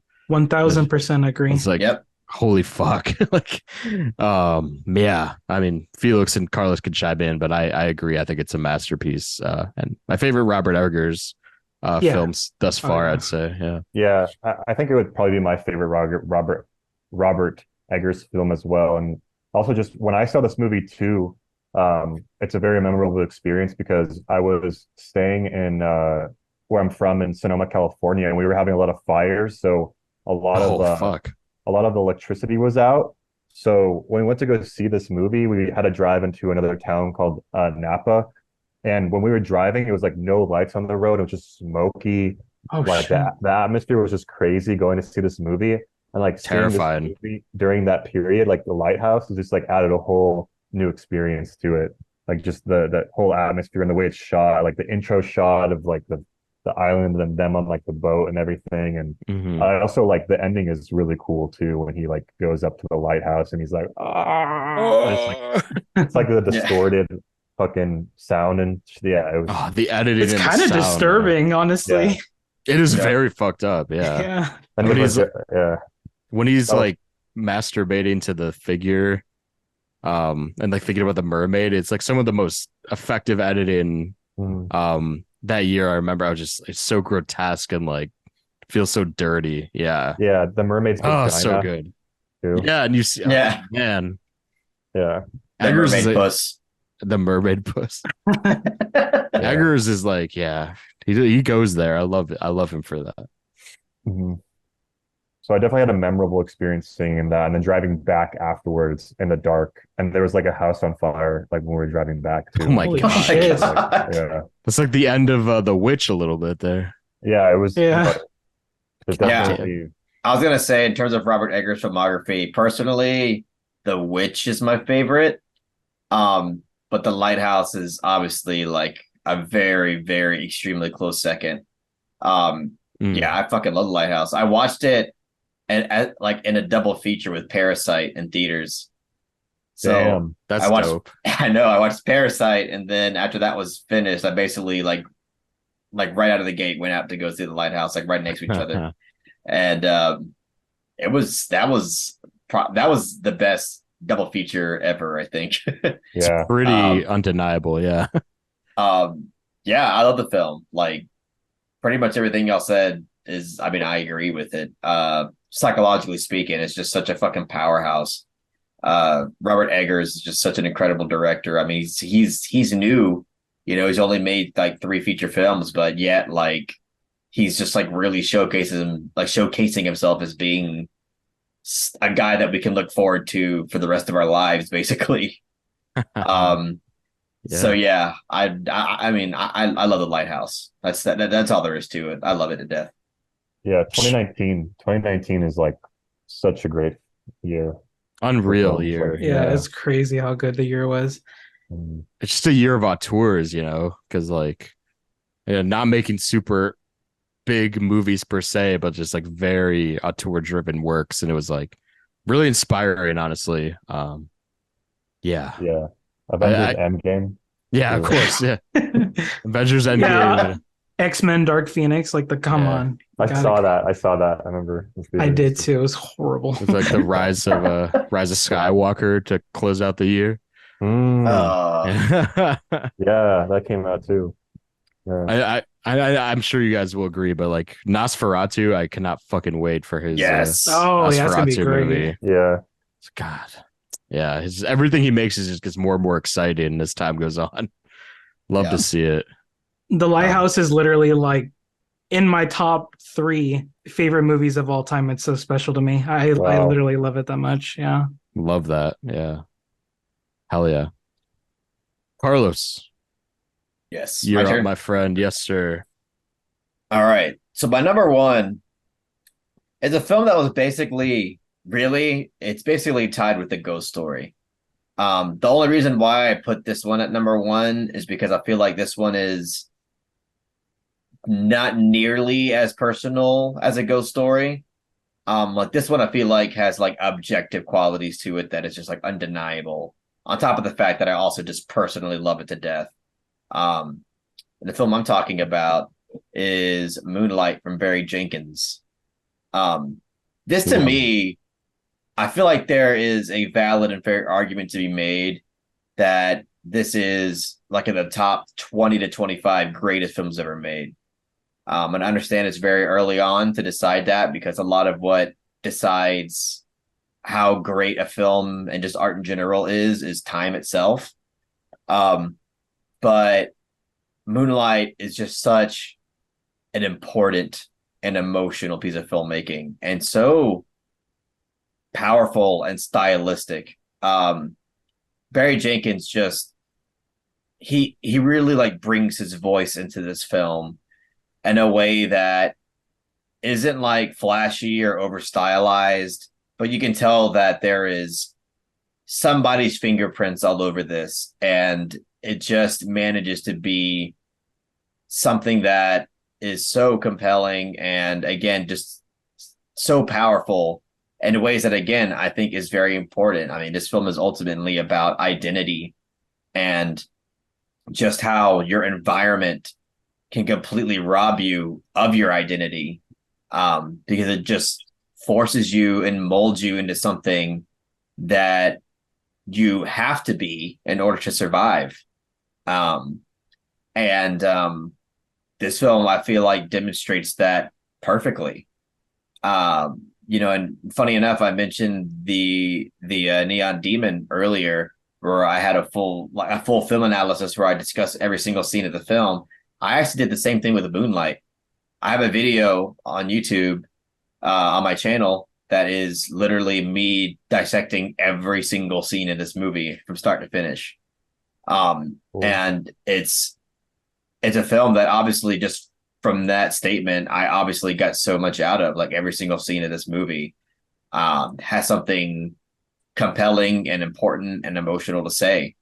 And it's just the score to this film too from God damn it, what's his name? I got you. I got you in Uh the fact check. I say his name like every day, but for some reason I can't say it right now. He also did it for Beale Street and did it for Succession too. Nicholas Bertel. Bertel, yeah. His score for this film is fucking brutally emotional, just so fucking great. Um, Beautiful, beautiful score that accompanies such beautiful and devastating visuals.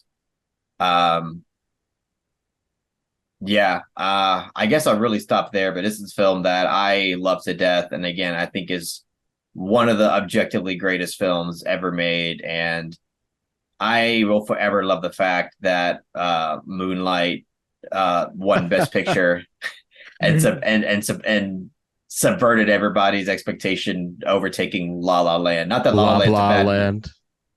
Hey, La La Land's a good movie. It is. I'm kidding. I'm joking. I like La La Land.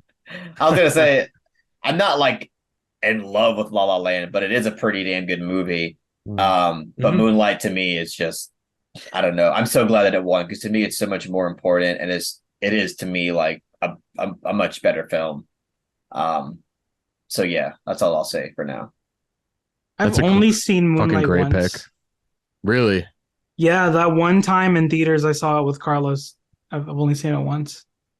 I've gone back to Moonlight like 5 or 6 times. Me too. I actually Wow. wrote a paper on it in school. That's one other reason why I watched it so many times. But I'll never forget like the second time went back to the theater to see Moonlight.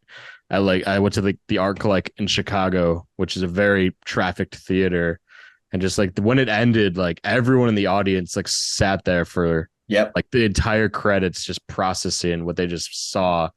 Because like it's just such an emotional, just gut punch in a way. And it's all done in a very stylistic and like elegant fashion, but it's just it's the power of cinema right there is what I always use that as an example because like it's not like it's just subtle filmmaking is the best way to say it. Like to sum up Barry Jenkins' style is pretty tough because like he's such a visual and kind of sensory filmmaker. And I agree. I'm glad it won Best Picture too, because I always would pick the more artful, impactful film over the populist film. Um, And I'd agree with what you said about being objectively one of the greatest films of the century, if not of all time, too. It's a fantastic piece of filmmaking. Yeah, Oh, yeah. Thank you. I've only seen it once in theaters as well, but it was definitely impactful and memorable. And I remember I saw it with my stepdad and my brother, and like the part where like he's getting like beat up, like his friend is like beating Yeah. him up. Like I remember my brother like fucking like flinching in the chair Oh, because of that shit. Because it's so like he was so like invested, and dude, you definitely yeah. like feel that like that scene is brutal. Yeah, that scene fucking hurts, dude. The Yeah. camera was like spinning around as he's like Yep. getting infiltrated by all the bullies. Like it's like camera choices like that. Like the opening shot too with Mahershala Ali, like this kind of like this. It's kind of like spinning Mhm. around that. Like there's just a camera language, man. I just love that stuff, and that movie has Yeah. just so many interesting cinematography choices like that. Yeah, Yep. Yeah, it's I think it's too heartbreaking to watch again. I think it Yeah. was very I've seen it a lot. yeah. Me too. It's like really sad and And I've seen it a lot, and it takes a piece of me every single time. Every time, yeah. yeah, like talk about getting put into like being born to like a position like that. Mhm. It's just like Yeah. there's no options at all. Like and like just shitty situation at home, like the Mhm. mom and stuff. And Naomi like Harris, yeah. his mentor is the guy who's fucking up like Yeah. lives like his mom and like Yeah. that whole shit. Yeah. There's like there's such a complexity to who you are as a person, and you can't Mm. explore any of that basically. Mm. Um, Yeah. And the structure, I love the structure though. The Yeah. three Yeah, I like the timelines. structure a lot too. Yeah. Absolutely. I love You- good structure like that.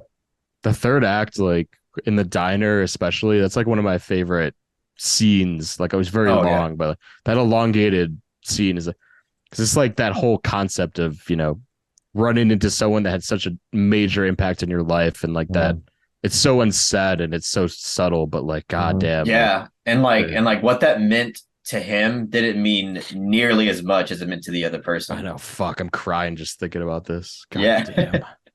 And like Yeah, the dude. final exchange when he's That final yeah. exchange, man, and the ending. Oh my god, dude! Yeah. Again, emotional gut punch, dude. You can Well, make the well- argument another one of the greatest final shots when he's like on the beach and fucking A, man. It's absolutely beautiful, and again, it is quite sensory too. Like the use of sound and the beach waves and stuff is like vital to like what this film is trying to convey, not only emotionally but like thematically as well. Mhm. Absolutely. Uh, I thought you were saying something, Felix. I was waiting for you. Sorry. Do you like Beale Street? If Beale I Street could love talk? Bill Street, dude. I like that haven't seen movie's it. I haven't mega seen it. underrated. Yeah. I think it's really fucking good. And not a lot of people talk about it these days, but It's super underrated. Like I thought after Mm. Moonlight won Best Picture that Beale Street would have a lot more eyes on it and people would talk about it. But when it came out, it just like immediately flew under the radar. I was really disappointed because I thought Yeah. it was a brilliant film. it's Yeah. gorgeous. Like I'm Nicholas sorry, I haven't Bertel, seen it. dude. Oh, Nicholas that score. Bertel's score is like Yep. from that and like Succession, he's like one of my favorite modern composers, period. Just Yep. such complexity in everything he does. But yeah, I Yeah. come back, Barry Jenkins is what a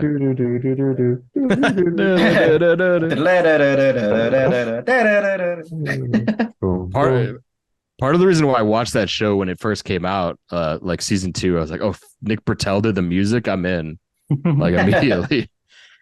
I adore the score for fucking Succession. I listen to it all the time. I Yeah. do as well, my friend. No skip on the credits. Yes, I agree. I agree. Never Fucking never. once. If we were doing like 2020s, let's just say Succession's the best of the 2010s in general. Yeah, basically, I'm with Fuck you. it. Just say fuck it. And The finale literally lives rent free in my head. The entire episode. yeah. Yeah. I rewatched the finale a few times after it came out. And it was Damn. God. Yeah. I just didn't want to leave the show either, too. Yeah. I was just like, Oh, I man. feel that. I relate. Yeah, I definitely missed them afterwards. Like, 'cause I watched the whole scene and I watched the whole show in like from when the last season was ending. So like when it was done, it was like, oh, there's not gonna be another season coming out. yeah. So I just like kind of missed it for a bit. Yeah. For sure. It is. I miss it too. I miss Rome and Shiv and all of them. Just I miss Acting a Tom. fool. Logan Roy. Greg. Greg. Yeah. Greg the egg, baby. Greg the egg. You know the episode of the election when he's the lemon soda or whatever. Fucking funniest shit ever. It's so funny. It's lemon, Greg. Oh, fuck. His Oh. fucking lemon LaCroix. He's like, Yeah, that's what... He's like, it's subtle, I swear. Oh, genius. All right, I'll close this off because we've been going a while. We mentioned this film before, but my number one favorite movie of the 2010s decade was Good Time by the Safdie brothers. So based. it makes the list. I don't know. Felix said everything pretty great. This movie's dirty. This movie's just thrilling on every level. You know, I rewatched this movie actually in preparation for the pod a few weeks ago, and like before after Uncut Gems, you realize how stripped down this movie actually is. Like it feels so much smaller than I remember. Aside from like Robert Pattinson, and just to propel that much just energy and anxiety into this movie on that budget is just so inspiring. Because like seeing this movie back in 2017, I'll echo what Carlos, all of you guys have said. Like this movie like changed how my kind of style and like how I wanted to make films, because like it was utilizing so much with a little, but injecting so much just creativity in every shot, and just authenticity between the actors and like the non-actors that they use, which I love how they do that.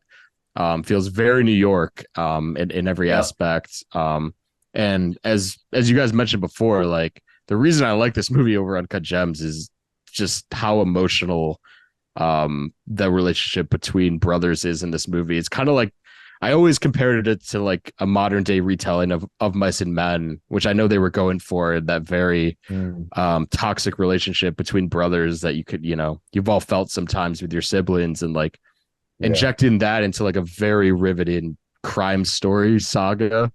And I love the Safdies, how they approached. They were like, we never want to use guns in this movie. We want it all to be with like action and dialogue and just the situations at hand. And the way it escalates is just beyond masterful, in my opinion. And also, I'm a sucker for movies that capture the zeitgeist. That movie came out in a very politically unrestful time, and people were very angry and very just kind of dissatisfied with the world. And I feel like Good Time kind of captured that energy. And yeah, like kind of like, I don't know, like a Sidney Lumet film or like other films from the 70s. Like I feel like this movie just captured the time and how everyone's very capitalist minded, and kind of disregard for human life was kind of a very weird point in our country and stuff. So I just, for all those reasons, like I think that is one of the most just memorable films of the decade, and my personal favorite. So that's it. Like fucking Safdie brothers, like where the fuck are they, dude? Cinema needs them, like for real. Cinema does need they're them. in Oppenheimer. Yeah, I was gonna say that actually. They're one of them is, but like they need to come back. Like I don't know where they are. Well, they're making like I know that Josh Safdie's making a series with Adam Sandler, I think, on HBO. And Benny's Is doing it the a thing series? I thought it was a series. I thought it was a film that they're doing. I thought it was a film. Like sports memorabilia. But Benny's doing that show with Nathan Fielder. Yep. Yeah. So I'm so excited. I'm very excited for that. They might be separating for a little bit, kind of like what the Coen brothers are doing right now, but I'm still excited to see them, what they do. I know what you're saying, but at the very least, they did deliver 2 masterpiece films within 2 years. So I'm like, we'll see what happens. But I agree. I'd love them to come back, Yeah, like for real. They came out with like 2. I mean, obviously they probably can't relive that past those past movies, but like I doubt it. Cinema needs them, I agree. I mean, I definitely agree with that. Yeah, I love the Safdies, dude. I just love their filmmaking style, man. They're so fucking great. They're awesome. They are the shit. Yeah, I agree. All right, that's it. Now we got to rank these. We got to rank these 20 films. You guys know the drill. I don't know if Felix knows, but we're gonna go through each film but one by one, and we're gonna kind of make a vote if it should make the top 10 or not. And we kind of just deliberate, and maybe a little arguments will unfold with that, but we'll just do it. We'll just go by one. We'll try to keep it a little speedy because I know we're short on time here. But actually, honorable mentions. I forgot about that. We'll keep it brief. Does anyone have like something they really want to mention that hasn't been mentioned yet? That could we mentioned Parasite, obviously. But, sorry. Oh, so, yeah, it's The Place Beyond the Pines from Yes. 2012. Thank you. Love that film to death. I like that film a lot. I'll write it down. I mean, like, The Social Network. should I write down? Yes, Parasite, I even though fucking adore The Social Network. that was close to making my list. The Social Network. Go ahead. Sorry. The Raid 1 was also based. it's also on there too. I have just like a list of. I'm just gonna like shoot them out and then Go ahead. I just say them. So I have. Yeah. So I'll write them down if they. Nymphomaniac 1. Haven't seen. The Raid 1. Drive Angry. You're wild. Drive. Grand Budapest Hotel and The Lobster. Oh, those are good. Yeah. Those were like No Wes Anderson. Grand Budapest is based. I like that. Yeah. Blair, do you have any? Yeah, I'll just go through mine really quick too. It's not a super long list. Killing of a Sacred Deer, Parasite, Midsummer, Tree of Life, which I'm so surprised Carl didn't put in his list, but that's fine. Yeah, damn. That's a good one. Incendie, Burning, and The Master. Oh, The Master. Fuck. That was so close to making my list. It's so fucking close. I almost had Phantom Thread on mine as well. I'm a big fan of that movie. Carlos, do you have any? I don't think I have any like off the top of my head, but hold on, I got you. I could read mine real quick. I had The Witch. I had The Social Network. I had Moonlight, you already mentioned. I had The Wind Rises by Hayao Miyazaki, which I adore that film. Oh, nice. Social Network. I had Patterson by Jim Jarmusch, that's just a personal favorite. That's pretty much it. I mean, I will say Spring Breakers just to piss Carlos off, but great film. I genuinely love that fucking. I do love that movie too. I don't want to be chaotic and say it's best of the decade, but it's pretty fucking based, if you ask me. Yes. Yeah. So also, I want to say Ida from 2014, the Paula Pawlowski. I really want to watch that. Yeah. I love Cold War, so I want to see that. Yeah. I'm just looking at my notes. I have some other ones, but okay. Go ahead, Carlos. All right. Well, personally, I mean, I know that y'all would put The Master above Phantom Thread, but I would put Phantom Thread above The Master. I agree with you. Yeah. I don't. No. Damn. I'm kidding. The Hunt.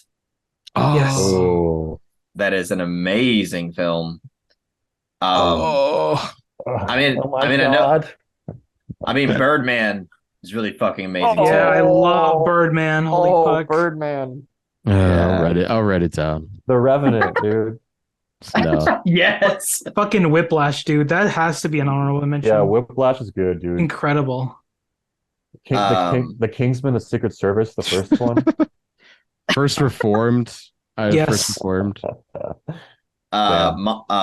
Mommy. Yeah, you did mention that. I forgot. Shit. Mommy's that almost made my list. What about Silence by Martin Scorsese? Yeah, that was gonna be something I was gonna bring Wolf up. of Wall Street, right? That one's fucking amazing. That one too. I had that in mind. I just know it's a hot button. I really like The Wolf of Wall Street. Yeah, I love it. I'll write it down. Fuck it. Silence is better though. I agree. I like The Wolf of Wall Street a little bit more. Oh, what the fuck? I love both. Daniel Blake. What about that? I love Daniel Blake. Holy fuck! I haven't seen it. Certain women's another one. You Were Never Really Here. Oh fuck! I thought that was gonna make your list. I haven't seen it. Yeah, that's an amazing fucking movie, dude. I know, dude. I have to bring up Her as well. Oh, Her's great too. Her is amazing. Son of Saul, Need Yes, need to see that. masterpiece. Yeah, that one's crazy. masterpiece. Shame by C. McQueen. I quite like a lot. I don't know if you guys have seen. I haven't I've seen seen it. it. I want to. I thought It's I saw The great. Devil. Oh, Great film. Once Upon a Time in Hollywood. I wrote that down because that was one of mine. Okay. The house that Jack built. Oh They- shit, Yeah. dude. Great Yeah, film. that's a great movie. That's a great Oh, fucking yeah. movie. If I I know know the Nick- top 10, I'd be like, hell yeah, that's like We already. Yeah, that's a lot. How do y'all feel about the Nightingale? I'm a big fan of that movie. I know it's a little mixed, but like I love it. I think it's pretty brilliant. I'm Same. mixed on it. It's very You upsetting. gotta watch that film again, Blair. You watched it like Yeah. what, one time. It's It- oh my god. It was weird. I expected to love it a lot more. So yeah, I gotta watch it again. I know you guys haven't seen it, but one of my favorite films of all time is American Honey by Andrea Arnold. Mm. I think is an incredible movie. Oh, Honey Boy is also really good. Honey Boy is good. Yeah, it's a That good movie's one. that movie's Holy fucked me up. Motors, fuck. Oh, Holy Motors is great. Oh, last film I'll mention, a movie I really love, Leviathan. I still need to see that shit. It's amazing, in my opinion. The kid with the bike. Oh, the Dardennes. Shit. Yeah. Did you guys ever see 2 Days, One Night? Nope. No. That's a brilliant movie. One more I want to Cool. mention, which is a personal favorite, like that one of my favorites for sure is The Gentleman by Guy Ritchie, 2019. Yeah, that's a good one. I love I that like that movie. one. I've seen that movie Yeah. like a lot. So It's a great movie. I like it a lot. also Interstellar. Yes. Wait, we didn't even say Interstellar yet. Yeah. Interstellar. Let's fucking go. Dunkirk I wouldn't is be good. mad if that made the. I don't think it will, but I wouldn't be mad if it made the list. I also want to fan. shout out Thunder Road from Jim's Cummings. Oh yeah, Oh Jim. yeah. That's Jim based on a Cummings, short dude. film. It's based on a short, but It's based on a uh, short film, yeah. Yeah. He made a full length, which is fucking Damn. fantastic. And The Wolf House. Never heard of that. No, that What? was that was You like haven't heard of The horror- Wolf House? That's What's a The horror Wolf? movie, right? With the I've seen the cover on Tubi. It's on my list, but I haven't seen it. It's Yeah, a great film. Amazing film. It's probably the most unsettling and most brilliantly crafted stop motion animation. Oh, I know. Yeah, I know what this is. Yeah, shit. I gotta watch that. I I think definitely. that's. Oh, what about Roma? Roma's great. Mm. Roma's great. I struggle because I prefer the other Cuaróns just so much, but that's just a personal thing. Blade Runner 2049. Yeah. Under the Silver Lake, dude. Under the Silver Lake's so good. Yeah. Oh, fuck it. I'll shout it out. Lady Bird, too. Fucking love Lady Bird. Lady Bird's Oh, good. I'll go Lady Lady Bird's Bird. fucking great. Hereditary, dude. Oh, Yeah. I love her. Rye would be upset if we didn't mention Hereditary Hereditary. is really good. Hereditary Yeah. is really good. Honestly, I'm surprised you probably- didn't have it, Felix. No, it's too on the nose for me, I think. Hmm. It's a good pick though. I wouldn't be. No, it's a good movie. Like I don't know. I don't think it should make the top 10 personally, but I would sacrifice one of my films for Ari Aster, bro. I wouldn't be opposed to it. Yeah. You can. Yeah, you're definitely. You could do it. Yeah, Ari Aster, Safdie, and Robert Eggers deserve to be Yeah. on the list, right? Oh yeah. Yeah. Yeah, I'm not gonna vote that for the top 10, but you could do it. I love Hereditary, but Hereditary is honestly, I think, like the best modern horror film we've had like in a very long time. why didn't any of you guys bring it up in the top 5? Because it was too like I prefer on the Midsummer. nose. Yeah, I just thought it'd be obvious, so I didn't Yeah, do it's it. too obvious. Yeah, exactly. I wanted to talk about movies Uh, that maybe like wouldn't I- get talked about. I just like Hereditary is the scariest movie of the 2010s, maybe. Yeah, you could take out Neon Demon for Hereditary. Is that what you say? I'd do it. Fuck it. All right. I love Midsummer more, but I do love Hereditary as well. Midsummer's great. I wish I'd I could take- argue Bo is Afraid is my favorite of all of them. I would argue that, but it's Yeah, but that's not 2010s. I know. it's- I know. Sorry, dude. I love that. Bo's Afraid is my favorite Ari Aster as well. It is. Yeah. Oh, Yeah. mine's Midsummer. Yeah. Sorry. Hereditary. We all got Hereditary. different RES there. Cool. Yeah. You guys, you seen It's- Blue is the what- warmest color? I love that No. movie, but I I love figured that movie nobody a would. lot. I figured nobody here would be like, "Oh yeah, that one." No, What about I would be on board. Inception, guys? How we feel Nah. about Inception? Yes. No. I've never seen Inception's it. great. Never seen it. Inception's great, but Wow. I don't want to go on the. If we're going Nolan, I would go Interstellar. Yes. Me Or too. Tom I Dunkirk would go even. Inception. I haven't even seen it. Oh, fuck you. you Oh, fuck off. Interstellar is great. Yeah. guys like the Florida Project? I love. Oh, it. hell yeah. I haven't seen Tangerine. it. I haven't seen it. I feel like Sean Baker is another like great, modern director that we could shout out. Oh, Ford versus Ferrari. No, man. God No. damn it. I'm a Not huge, even as a joke. I'm a huge fan of Gone Girl by David Fincher. Actually, Gone Girl I is don't know. phenomenal. Yeah, I'm a Gone huge Girl. fan of it. All right, I'm Girl done. Dragon Tattoo. I love Girl Dragon Oh, Tattoo. one last Was- one. The Irishman. Yes, Scorsese, dude. I gotta go Wolf of Wall Street over that though.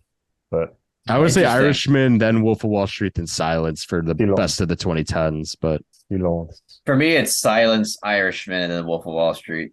For me, But it's I love them Irishman, all. Wolf of Wall Street, then Silence. I think and Hugo is up there too. yeah, dude, I haven't seen Hugo in a while. But Hugo goes hard. I've never Hugo. seen it. all right, That's good. well, I think all right. Let's table those for now. Yeah. We'll go through our top fives.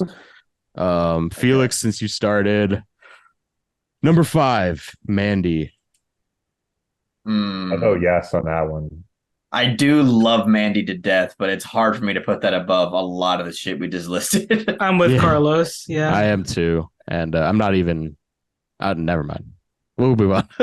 He's not a fan, yeah. I'm not a fan Alright. of Mandy, but Oh, really? I no, I'm not like as much as you guys. I think it's good. It's just Oh, okay. I Gotcha. struggled with it pretty hard, but Cell Block at 99. Sadly I would say no, even though I love it. I'd say no, I'd fortunately. say no. Sorry, dude. Good Time automatically makes it because of my list. Django Unchained. Oh, man. I'd probably say yes, personally, but I'm probably going to be alone on that. Felix would. We'll go with you. Yeah. I would say no, and I'm sure Blair would say no too because Yeah, of everything no. before. Then I'll it's put probably it- no. I'll put an asterisk by that. Midnight in Paris makes it automatically. Oh shit. Really? Your number Yeah, it ones does. make it automatically. That's Oh, Yeah. sorry guys. you chaos It's freak. okay. Um, all right, I Blair's. would have been a no. Man. That's all right, man. It's your list. Blair's list. We got Climax at number 5. Oh Oh, yeah. I'd probably say yeah. I would vote Yeah. a fat yes for that Oh, one. shit. Yes. Let's Yes. go. Yes. Climax goes so hard, dude. Yeah, it Climax is so great. Suspiria 2018. No. I'm I inclined to don't say expect it. I don't expect Yeah. it to make it. Nah. that's a nah. That's okay. A Separation I haven't seen. Yeah, I'd say Sorry. yes. Hard Oh, yes. it's so good though. But I haven't seen I it. understand. Fuck, That's we're okay. those assholes that leave it off because we didn't see it. But I'll asterisk it because Well, yeah, there's so many movies. Let the to see. record be shown. I gave it a fat yes. no, I'm sure it's amazing. It looks right up my alley. I just gotta fucking watch it. The Yeah, Handmaiden. I gotta see it. Oh, that's a yes. Oh. That's a definite. I know Felix. What would you say in The Handmaiden? Because I'm a fat yes too. I wouldn't put it in Ooh. my top 10. I wouldn't put it in my top You 10. Ooh. wouldn't do it. No. Oh, Well, I- fuck, dude. I say yes. I do too. It's Is on that my ass- it's on my list, so I say yes. But That's 3 yeses. That's All right, pretty good. That's like pretty a- good odds there. That's like a big ass asterisk. All It's a right. good movie. It's a Yeah. good movie. All right. I'll go mine next. Melancholia by Lars von Trier. Yes. I want to say Yeah. yes, but against the competition, probably It's a not. lot of competition. Same. That's fair. That's fair. Certified copy. Yes. Carlos, you've all. Damn, that's Wow. a fat yes for me. No, it's a There's no just, for me. it's so many movies though. Like it's hard. Damn. Can I asterisk it? Maybe. Yes, asterisk it. Yeah. Yes. Portrait of a Lady on Fire. Yes. Yes. Felix. I would say no. Fair. All right. Strong asterisks though. I think that's gonna make it. Sorry to say. It's all right, yeah. I don't think Inside Llewyn Davis is gonna make it, but Yeah, Haven't seen unfortunately it. not. that's all right. Yeah, it's a personal pick. All right, Moonlight makes it for Carlos, but going down Hereditary. Yes. No, Yes. Blair, help me out. Um, I don't know. I'm undecided on that one. With the You guys- competition, it's like What about the What- Neon Demon? I'd rather Hereditary. I do love the I Neon don't. Demon. But what about like what other horror movies from the decade? Like Yeah, The like- Witch. Well, we can't put the witch because the lighthouse is gonna make it already. Yeah, I guess so. Well, not that we I mean, can't do I don't- it. I I'm don't just give a saying. shit. I'm mean, hard yes. Hereditary. Thank I would you. do Yes, the witch. Hereditary. I don't give a shit. You know what? I'm just You know- saying if we have two Bob Egg but no like Ari Aster, it's kind of like what the fuck. No, Yeah, you're I right. guess You're so. right. I You're guess right. so. You're right. Fucking A, man. Strong asterisks. All right, I say yes on Hereditary. Fuck it. Oh hell yeah. Hell Okay. yeah. Hell yeah. Well, 'Cause I under the do skin. love that movie. Under the skin. I had it on my Yes. list, so It That was was on- originally on my list. Yeah, That was on I mean, three people's list. that's an Like, obvious yeah. pick. That's an Yeah. obvious one. I'm wearing the shirt too. Yeah, that's a given, right? Ghost Story. Yes. Yeah, I'm Ghost Story's good. fucking undecided. Yeah. I love it so much, but I say yes to Ghost Story. I fuck with it. I'm in between a Ghost Story and The Handmaiden right now. It's like, which one would I rather see on there? Oh, Ghost Story. Ghost Story. Yes. God, Mm, Felix is so Well, pissed. Blair, what would you say about The I'll Handmaiden? be the asshole. I'll say. Oh wait, for Yeah, Handmaiden Ghost or Story. Ghost Story. I'm sorry. Yeah, Ghost Story. Just Oh. Ghost Story. I'll be the asshole and say no. Oh my god. It's Wait, okay. that's- We're all... Okay, I skipped Arrival. My bad. Oh, Yes, dude. Come on. I would say yes personally. yes. I say yes to Arrival. Dennis feeling away there. Yeah. So Carlos, every one of his movies gets on there if that's the case. We got to Ooh. leave a little. Have we room gone through here. everyone? Yeah, this Carlos is last. Oh, okay. Hold on. 1, 2, 3. We got 7 for sure's right now. I mean, Better. I can let go of a ghost story, I guess, if it means that. to make room. I'd rather a Ghost Story over Arrival personally, You know what? I agree with that personally, but because I do love a Ghost Story. Arrival, I would just say a haven't Ghost seen Story too over long. Arrival. Yeah. That's Porque no los dos. That's tough. Los dos, man. Arrival What a- and a ghost story. Let's go. What a story, Mark. What a story, Mark. Fuck, dude. I don't know. I'm joking. Because I would pick Arrival over Ghost Story, I think. Now I'm thinking about it. They're like so even in my head, but I like Ghost Story just would be cooler to be on that list, you know. Oh man, I Yeah, have a it's ghost. tough run. The Kino Lords. Can I go back through all the asterisks real quick? Sure. Because we have a lot. That's what I'm saying. Django Unchained. I think we got to cancel that one, Felix. I'm sorry. Okay, it's all good. We got We might have two to. two no's. Yeah, I like it a lot. No shade. The Yeah. Handmaiden. I say yes. Yes. I also say yes. Yeah, I'll say yes to The Handmaiden. There you go. There we go.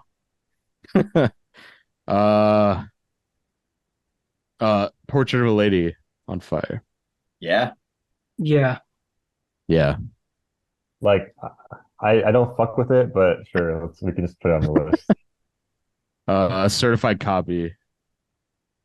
I just don't think so. I love that Yeah, fucking no. movie to death, All but right, That's fine. Yeah, That's that's fine. fine. That's fine. That's fine. I like Certified Copy way more than Portrait of a Lady on Fire, though. that's fair. That's fair. I get that. I would rather have Certified Copy than The Handmaiden. fuck with that. probably. I fuck with Not that The a lot. Handmaiden, no. Yeah, no, more than yeah. We got 2 more slots that we got to do.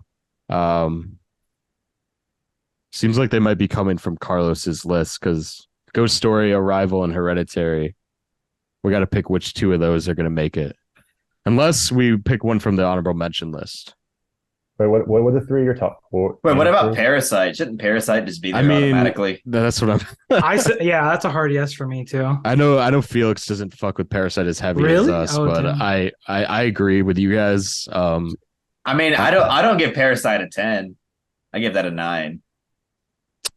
So Yeah, I mean I get that for sure. But you saying it should be in the list automatically? it's only because of like objectivity. That's the only reason why. But like personally, no, I wouldn't put it on there. But it's just like if I'm trying to be like if I'm trying to make a fair top 10 that represents the best of the decade, then I just feel like I don't know. It feels wrong to not have Parasite on there. That is It's interesting. I agree. Interesting. 'cause What it's about Social Network is also an objective pick, I think, too.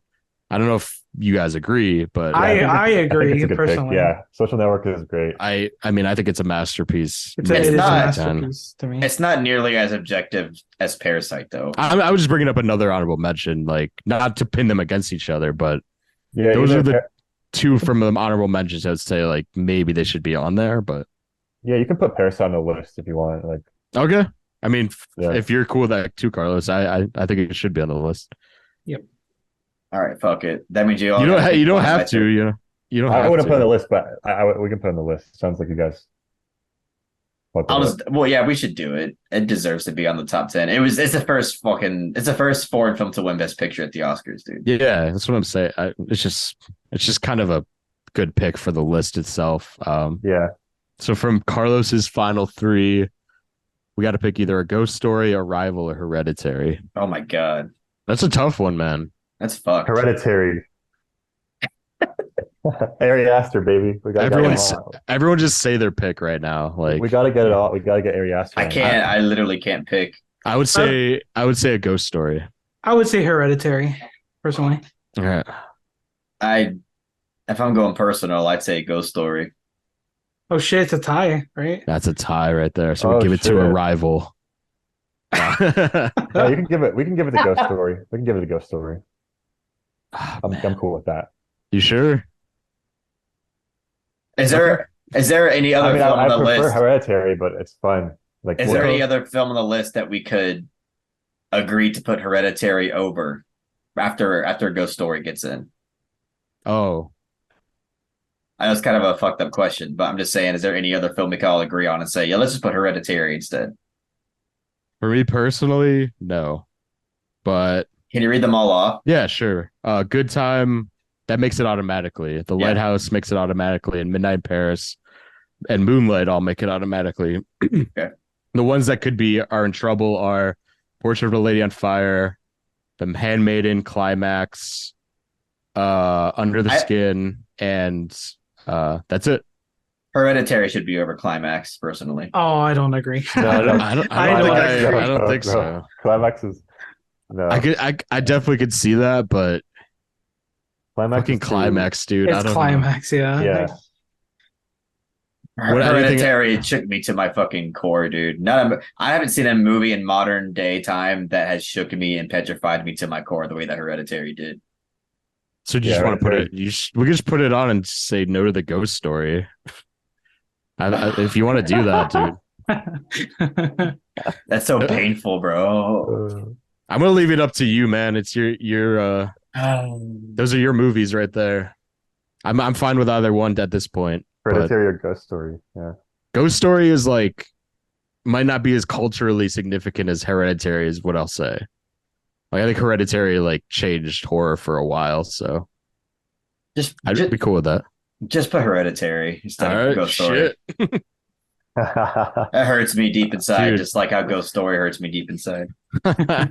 Me too, man. I mean, honestly, that was painful. Like I didn't pick Hereditary because I did feel like it was the obvious one, but it is like a really good movie, you know. It is great, yeah. It No is one picked amazing. Parasite, you know, like, but that one's Better than Parasite, you said? no. I feel like people didn't pick Parasite because it was kind of obvious as well. Yeah. You know? No, yeah, I didn't. I could have easily put it in my 5, but Yeah, me too. Me too. obvious. All right, we got to rank these bad boys now.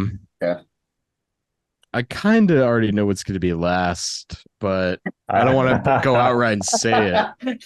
Yeah, I think I know what's last too, dude. I mean, dude, I Just go ahead and do it. it's not. You're not hurting Yeah. anyone's feelings. It's good. No, I just don't want to be that guy. It's like, oh yeah, that's It's my almost movie. it's almost there by default because no one Yeah, here. yeah. Well, Jake, you don't really care for it that much. Blair hasn't seen it, and I haven't seen it in 11 years. I have seen it actually. I'm not Oh. crazy on it. Oh shit! Yeah, Yeah, I mean, it's I tough. respect Felix. I like how we're not even saying the name of the movie, but It's Midnight in Paris by Woodford Allen. It's like a fucking he who must not Yeah, be named. yeah, it's like Voldemort. Just don't even say it. yeah. No, I just wanted to say I respect your take on it a lot. That's why same. I don't know. I don't want to be like the guy. Yeah.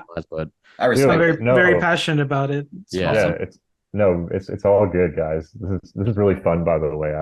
Thank Yeah. you for having it's me on. always a great Yeah. time, Yeah. dude. Yeah. Yeah, this is fucking awesome. That's why I'm like, I don't want to put anyone's movies dead last, but No, Midnight in Paris, put it fucking at the bottom, bro. take it out of the list completely. You know what? Just throw it in the trash. Yeah, just blank it out. Dude, what if we replace that with the Raid Redemption? Would you be? No, I'm just fucking. No, with you. no, no. We got to keep it on for you, man. We'll do it. Yeah. no. Yeah. What do needs you to be got? on there. What do you guys? What would you put at number 9, 8? You know, 9 Hereditary? climax. those are I think there's 8 and 9 spots. Yeah, Climax and Hereditary. Okay. Yeah. So Where's good time? oh shit, yeah. I mean, What do you that's think my number personally- 1, and my and your Personally, number I like climax better than good time. Me too. 3. Mm. I like I think good time better. Oh fuck! I mean, should we I start wouldn't from be mad if the Climax is number 1 above it, slot? I but- feel like we're. Honestly, What's the best movie of the 2010s? How will we start there? I can't. okay. Best I movie of can't do 2010s. Moonlight. I mean, Moonlight for me. Yeah, I just don't put Moonlight. Just put it. Yeah. you okay? Just put it. Blair, you cool with that? Sure.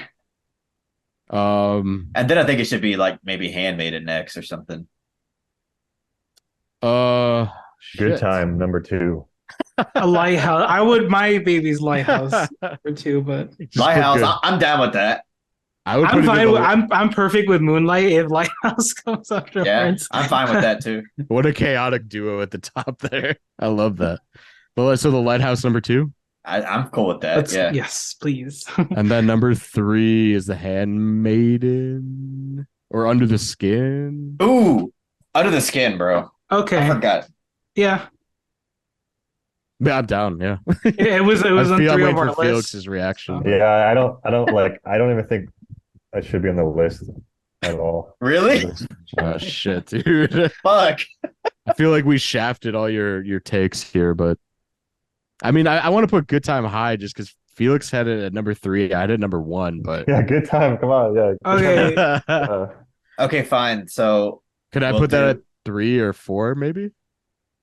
wait, what was number 3 supposed to be again? Fuck. what were Animated, you just right? talking- Or Under the Skin. Or Under the Skin. and Good Time. I think- that okay. those are the next 3.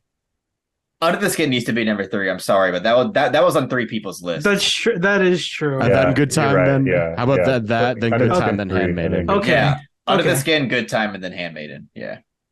Those are those were in my top 5 originally too, so I'm happy with those. What And about then- Portrait of a Lady on Fire? I think Parasite should be above Portrait. Oh fuck! I Even though- forgot about Parasite. Wait. Yeah, Parasite should be above Portrait. Yeah. No, I was That's like, tough. That's but so that should be tough. like number 2 or 3 though. Oh. I totally What, forgot it was on Parasite? the No. Yeah, I think it should, but yeah. I mean, I guess on a culturally impactful, objective level, sure. But if we're factoring personal favorites, no. True. True. It made number- the list off of pure objectivity at this point. Now it has to suffer the wrath of subjectivity. So number 6 then? Is that cool? Yeah, Yeah. because I don't want to touch Yeah. Lighthouse again. Yeah. Wait. Yeah. It needs to be Parasite and then Portrait, probably. And then Portrait or What's after? Climax. I hate to say I'd put Portrait above Climax. Oh, thank you. Even I though would. I know I almost picked Portrait. That was like before it was Climax, it was actually Portrait. But I was like, nah. I'm surprised at that one. So then 8 is Climax, and then Then 9 is Hereditary. I is guess. Hereditary. Okay. I think Hereditary goes above Climax. So I'm the only one here. So nobody agrees with me. I think Felix Climax. would agree with you, right? No, No. I put Climax above Oh Hereditary. hell yeah, man. Yeah. No, I always struggle because Hereditary is just so fucking like just such a cultural milestone in film, you know. But It's a great movie. And it is it made amazingly the well top made. 10 without being on anyone's list. So It's Yeah. it's the best horror movie of like it's the best straight up horror movie in the last fucking like I don't know how long has it been, like 8 or 9 years. 2018. I see. I would personally was- say it's The Witch, but I could see that take. I'm a witch girly. It's true, but I love Hereditary. But is The Witch a straight up horror movie? Like, I mean, don't know. I would say it is personally. I mean, there's other conventions, but it's easy to categorize it as a horror as opposed to like The Lighthouse. Exactly. To be fair, Exactly. That's why I was like, should The Witch? Oh, yeah, but two Robert Eggers is a bit aggressive. But anyway, top 10 of the 2010s. I will read them out for y'all. Number 10 is Midnight in Paris for Felix there. Number 9 is Hereditary by Ari Aster. That one's for Rye Bread. Yes. Number 8 is Climax, which is what I did after the movie ended. Number 7 is Portrait of a Lady on Fire. Burn, baby, burn. Number 6 is Parasite. Number 5 is The Handmaiden. 4 is Good Time. 3 is Under the Skin. 2 is The Lighthouse, and 1 is Moonlight. I love that list. yeah, that's a great list. Can you just say it one more time again? Let's go. Just one more time. Okay. I'll start from the top this time. Moonlight Yeah, cool. at number 1. 2 is The Lighthouse. 3 is Under the Skin. 4 is Good Time / Uncut Gems. I forgot to say that. Oh yeah, yeah. We all basically said that at one point. Yeah. Number 5 is The Handmaiden. Number 6 is Parasite. 7 is Portrait of a Lady on Fire. 8 is Climax. 9 is Hereditary. 10 is Midnight in Paris. That's a good list. That's a great list. Yeah, I agree. Felix's preferred Paris movie is Midnight in Paris over Paris, Texas. It should stay. Damn. That's not 2010s, you know. No, I'm just saying, yeah, Paris titles. All right, that's the show basically. That's our list of the best of the 2010s.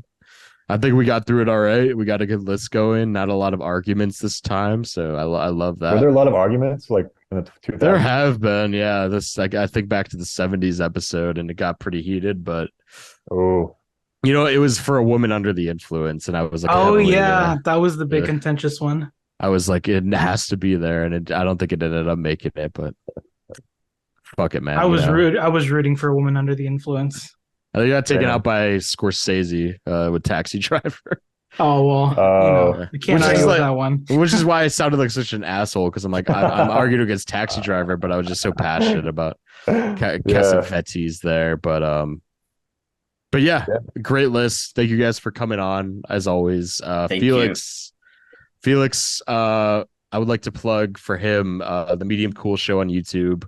But also he had a short just cut that was released recently. I don't know if you want to talk about it or Oh, plug it. You know, I've Oh, seen yeah. it. It's a fantastic short film, so I'd recommend it.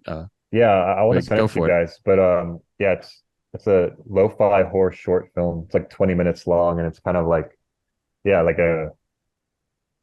it's like a inspired by Italian horror, inspired by like definitely like some like dogma shit, like documentary realistic type shit, but it's very like fantastical and supernatural and shit too. And you directed it? yeah, I wrote and directed it, and I edited it, and Jake is in it. I'm in Oh it. shit! What? Yeah. I'm in like I'm like an extra basic. I'm like in one scene, but Can I find it Yeah. on your channel? Yeah, Felix Christensen. It's Okay. yeah. I could send it in the Discord chat too if you guys Alright. want to check it out. Yeah, Yeah. Felix Christensen. That's my It's channel. really fucking good. I watched. It's really good. You guys would like it. Yeah, I'm gonna have to. Awesome. It's unlisted right now because I'm putting it to festivals, but I'm gonna send it to Yeah. you in the Discord. So yeah, Awesome. And then- Absolutely. and then the Medium Cool show, which is our talk show about pictures as well, like that. Yeah. They're like the Siskel and Ebert of our generation, right there. Mhm. Even better. Yeah, thanks, man. You're gonna have to come back, obviously. Yeah. The Well, film premiered in the theater. It premiered at like a festival like a couple weeks ago. Oh, Yeah, it's that's cool. amazing, dude. Mhm. Me and you are like in the same boat, dude. Like I I made a short film last October that's Mhm. been that's been being screened at a bunch of like festivals all throughout this year. Hell yeah. And it's just been such a crazy experience, like just seeing like your work on the big screen while everybody is like reacting to it and shit, and coming up to you afterwards and telling you what they thought about it and having Q&As. It's just such a weird but really cool experience. Mhm. It's amazing um seeing in the theater for sure. That's the dope. Is it a horror movie or what is it? yeah, it's a horror. Hell yeah. I can also uh send it in the Discord. See if you guys want to check it Yeah. out Yeah, put in it yeah. our in chat. I'll Discord. send Yeah. both your guys' shorts in there. But your new movie that you were shooting recently, what is that? Yeah, that's a psychological horror film. Okay. um That's sick. yeah, man.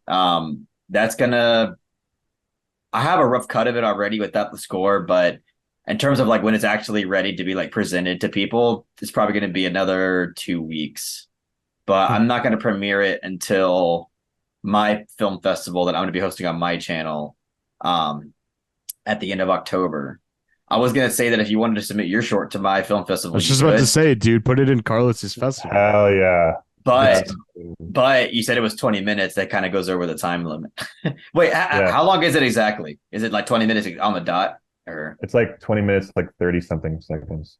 I think I can make an exception for that. Just Well, we I'll know each watch other it. now. We know each other now. Yeah.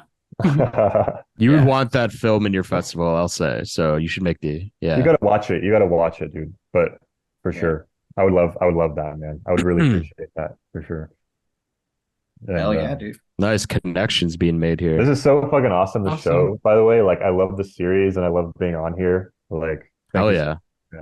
Like I'm this is glad you were able to come on. I know we talked about it for so fucking long about getting you on here, so I'm glad we did yeah. it. But like what a Um, great like episode to do though. it You was know? great. Oh This was a yeah. fun episode. Yeah, I really enjoyed it. It was yeah. The Decade series has been a really like just It's makes me been a so hit. happy doing them. Yeah. People really like it, man. This series got a lot more views than I expected. People are really liking it. So Oh yeah. I by like the that. way, yeah. like huge shout out to all the viewers on my channel that watch the podcast. I know that these have been long. It's always 3 hours plus and shit. So I was a Mhm. little worried that we wouldn't really get many views, but I appreciate all the views we've been getting. Like it's just I'm so like grateful to have y'all, like to have a viewer base that is willing to sit through 3 hours of film talk. It's amazing. Like I couldn't ask for anything more. Well, you guys are really good at it, you know. That's like you guys know a lot Thanks, about man. movies, like Thank so you. much about movies and shit. Like it's Well, great you to too, actually man. fucking play Yeah. it. Thank you. Yeah. That's why it's great to Definitely. like just talk about it because out here in LA, like Jake and I like run into so many people who are like in the industry or like want to do film and they don't know like Anything about anything. yeah, it's kind of Oh, sad a man. little bit. It's Yeah. very depressing. Yeah. I was gonna say that. I was gonna say the same thing. Like I've run into like plenty of people who are like making movies. I'm like, I feel like they don't really know much film, and I'm not trying to like insult them or anything, but it just seems Mhm. like, if you're into making movies and you want to make movies, like it's good to kind of, you know, get just I guess a little cultured on like all these kinds of different filmmakers and all these kinds of different styles and stuff. Mhm. For sure. Yeah. But it's But right. like, Felix is right though. There's a lot of people that are doing what we're doing, and they're just not like to the extent that we are just film nerds. And yeah, and it becomes we try to be we're trying to be filmmakers, but it's also like film nerdum is also become like I don't know, like a part-time job for me, just watching movies just so much. And then that's why I joined the Discord, honestly, because I was like, it's hard to find people as obsessed with films as you are. And, to find you guys was definitely just fucking awesome. So that's I mean, another I'm plug. Join the Discord. I'm Uh, glad you're being a little more active in there. It's been nice. yeah. yeah. I'm glad I could actually participate more. It's been great. Yeah, also don't mean to shill for Felix, but if you want to join the Discord, bro, seems like you fit right in, man. I gotta get back more into yeah. I this is like the first time I use Discord with you guys in like Yeah. fucking 5 years, I think. Oh, Yeah. shit. Yeah, I gotta get more into it. You Nah, got to join, man. dude. If you join, man, you'll be able to talk like this like all day, every day with people. So yeah. Share yeah. your hot takes in there. It's always fun. Yeah. Check it out. Blair, anything you want to plug? It's an honor to have you doing this. I really appreciate you inviting me to like such a big series like this. Like it's so fucking awesome. Of course. The only thing I would just say, like my letterboxd is melancholia underscore. That's it, really. Great name for a great film. Great film. Yeah, thank you again. Seriously, you and Carlos for doing this whole thing. I don't know if we're gonna do the best of all time. I know we talked about it, but That'd be crazy. I know we talked about bringing Perry on for that one. We'll definitely, take a break and then reevaluate later on about that. But it would be pretty crazy. The debuts. I don't want to. We're doing that. Yeah, I'll talk about that. Just go ahead, Blair. Sorry, I was just gonna say, like, obviously, for your show, Jake, like, I want you to like invite more people, have a variety, but it'd be cool to do a little side one day because I've only been in the decade ones, but yeah, mixing it up. I know, like a few like a month or so ago, we weren't able to do this, and we did like the comfort movie episode, and honestly, it was just really like it felt good to change it up, not at all like shade on what we're doing right now, but yeah, but we'll definitely have everyone here on for other episodes in the future. But for now, it feels like we've wrapped up the decade series, so we'll put a pin in that for now. Felix mentioned the directorial debut episode. Carlos is gone. Sorry. Okay, I'll keep going. Plug something real quick. My fucking battery died, bro.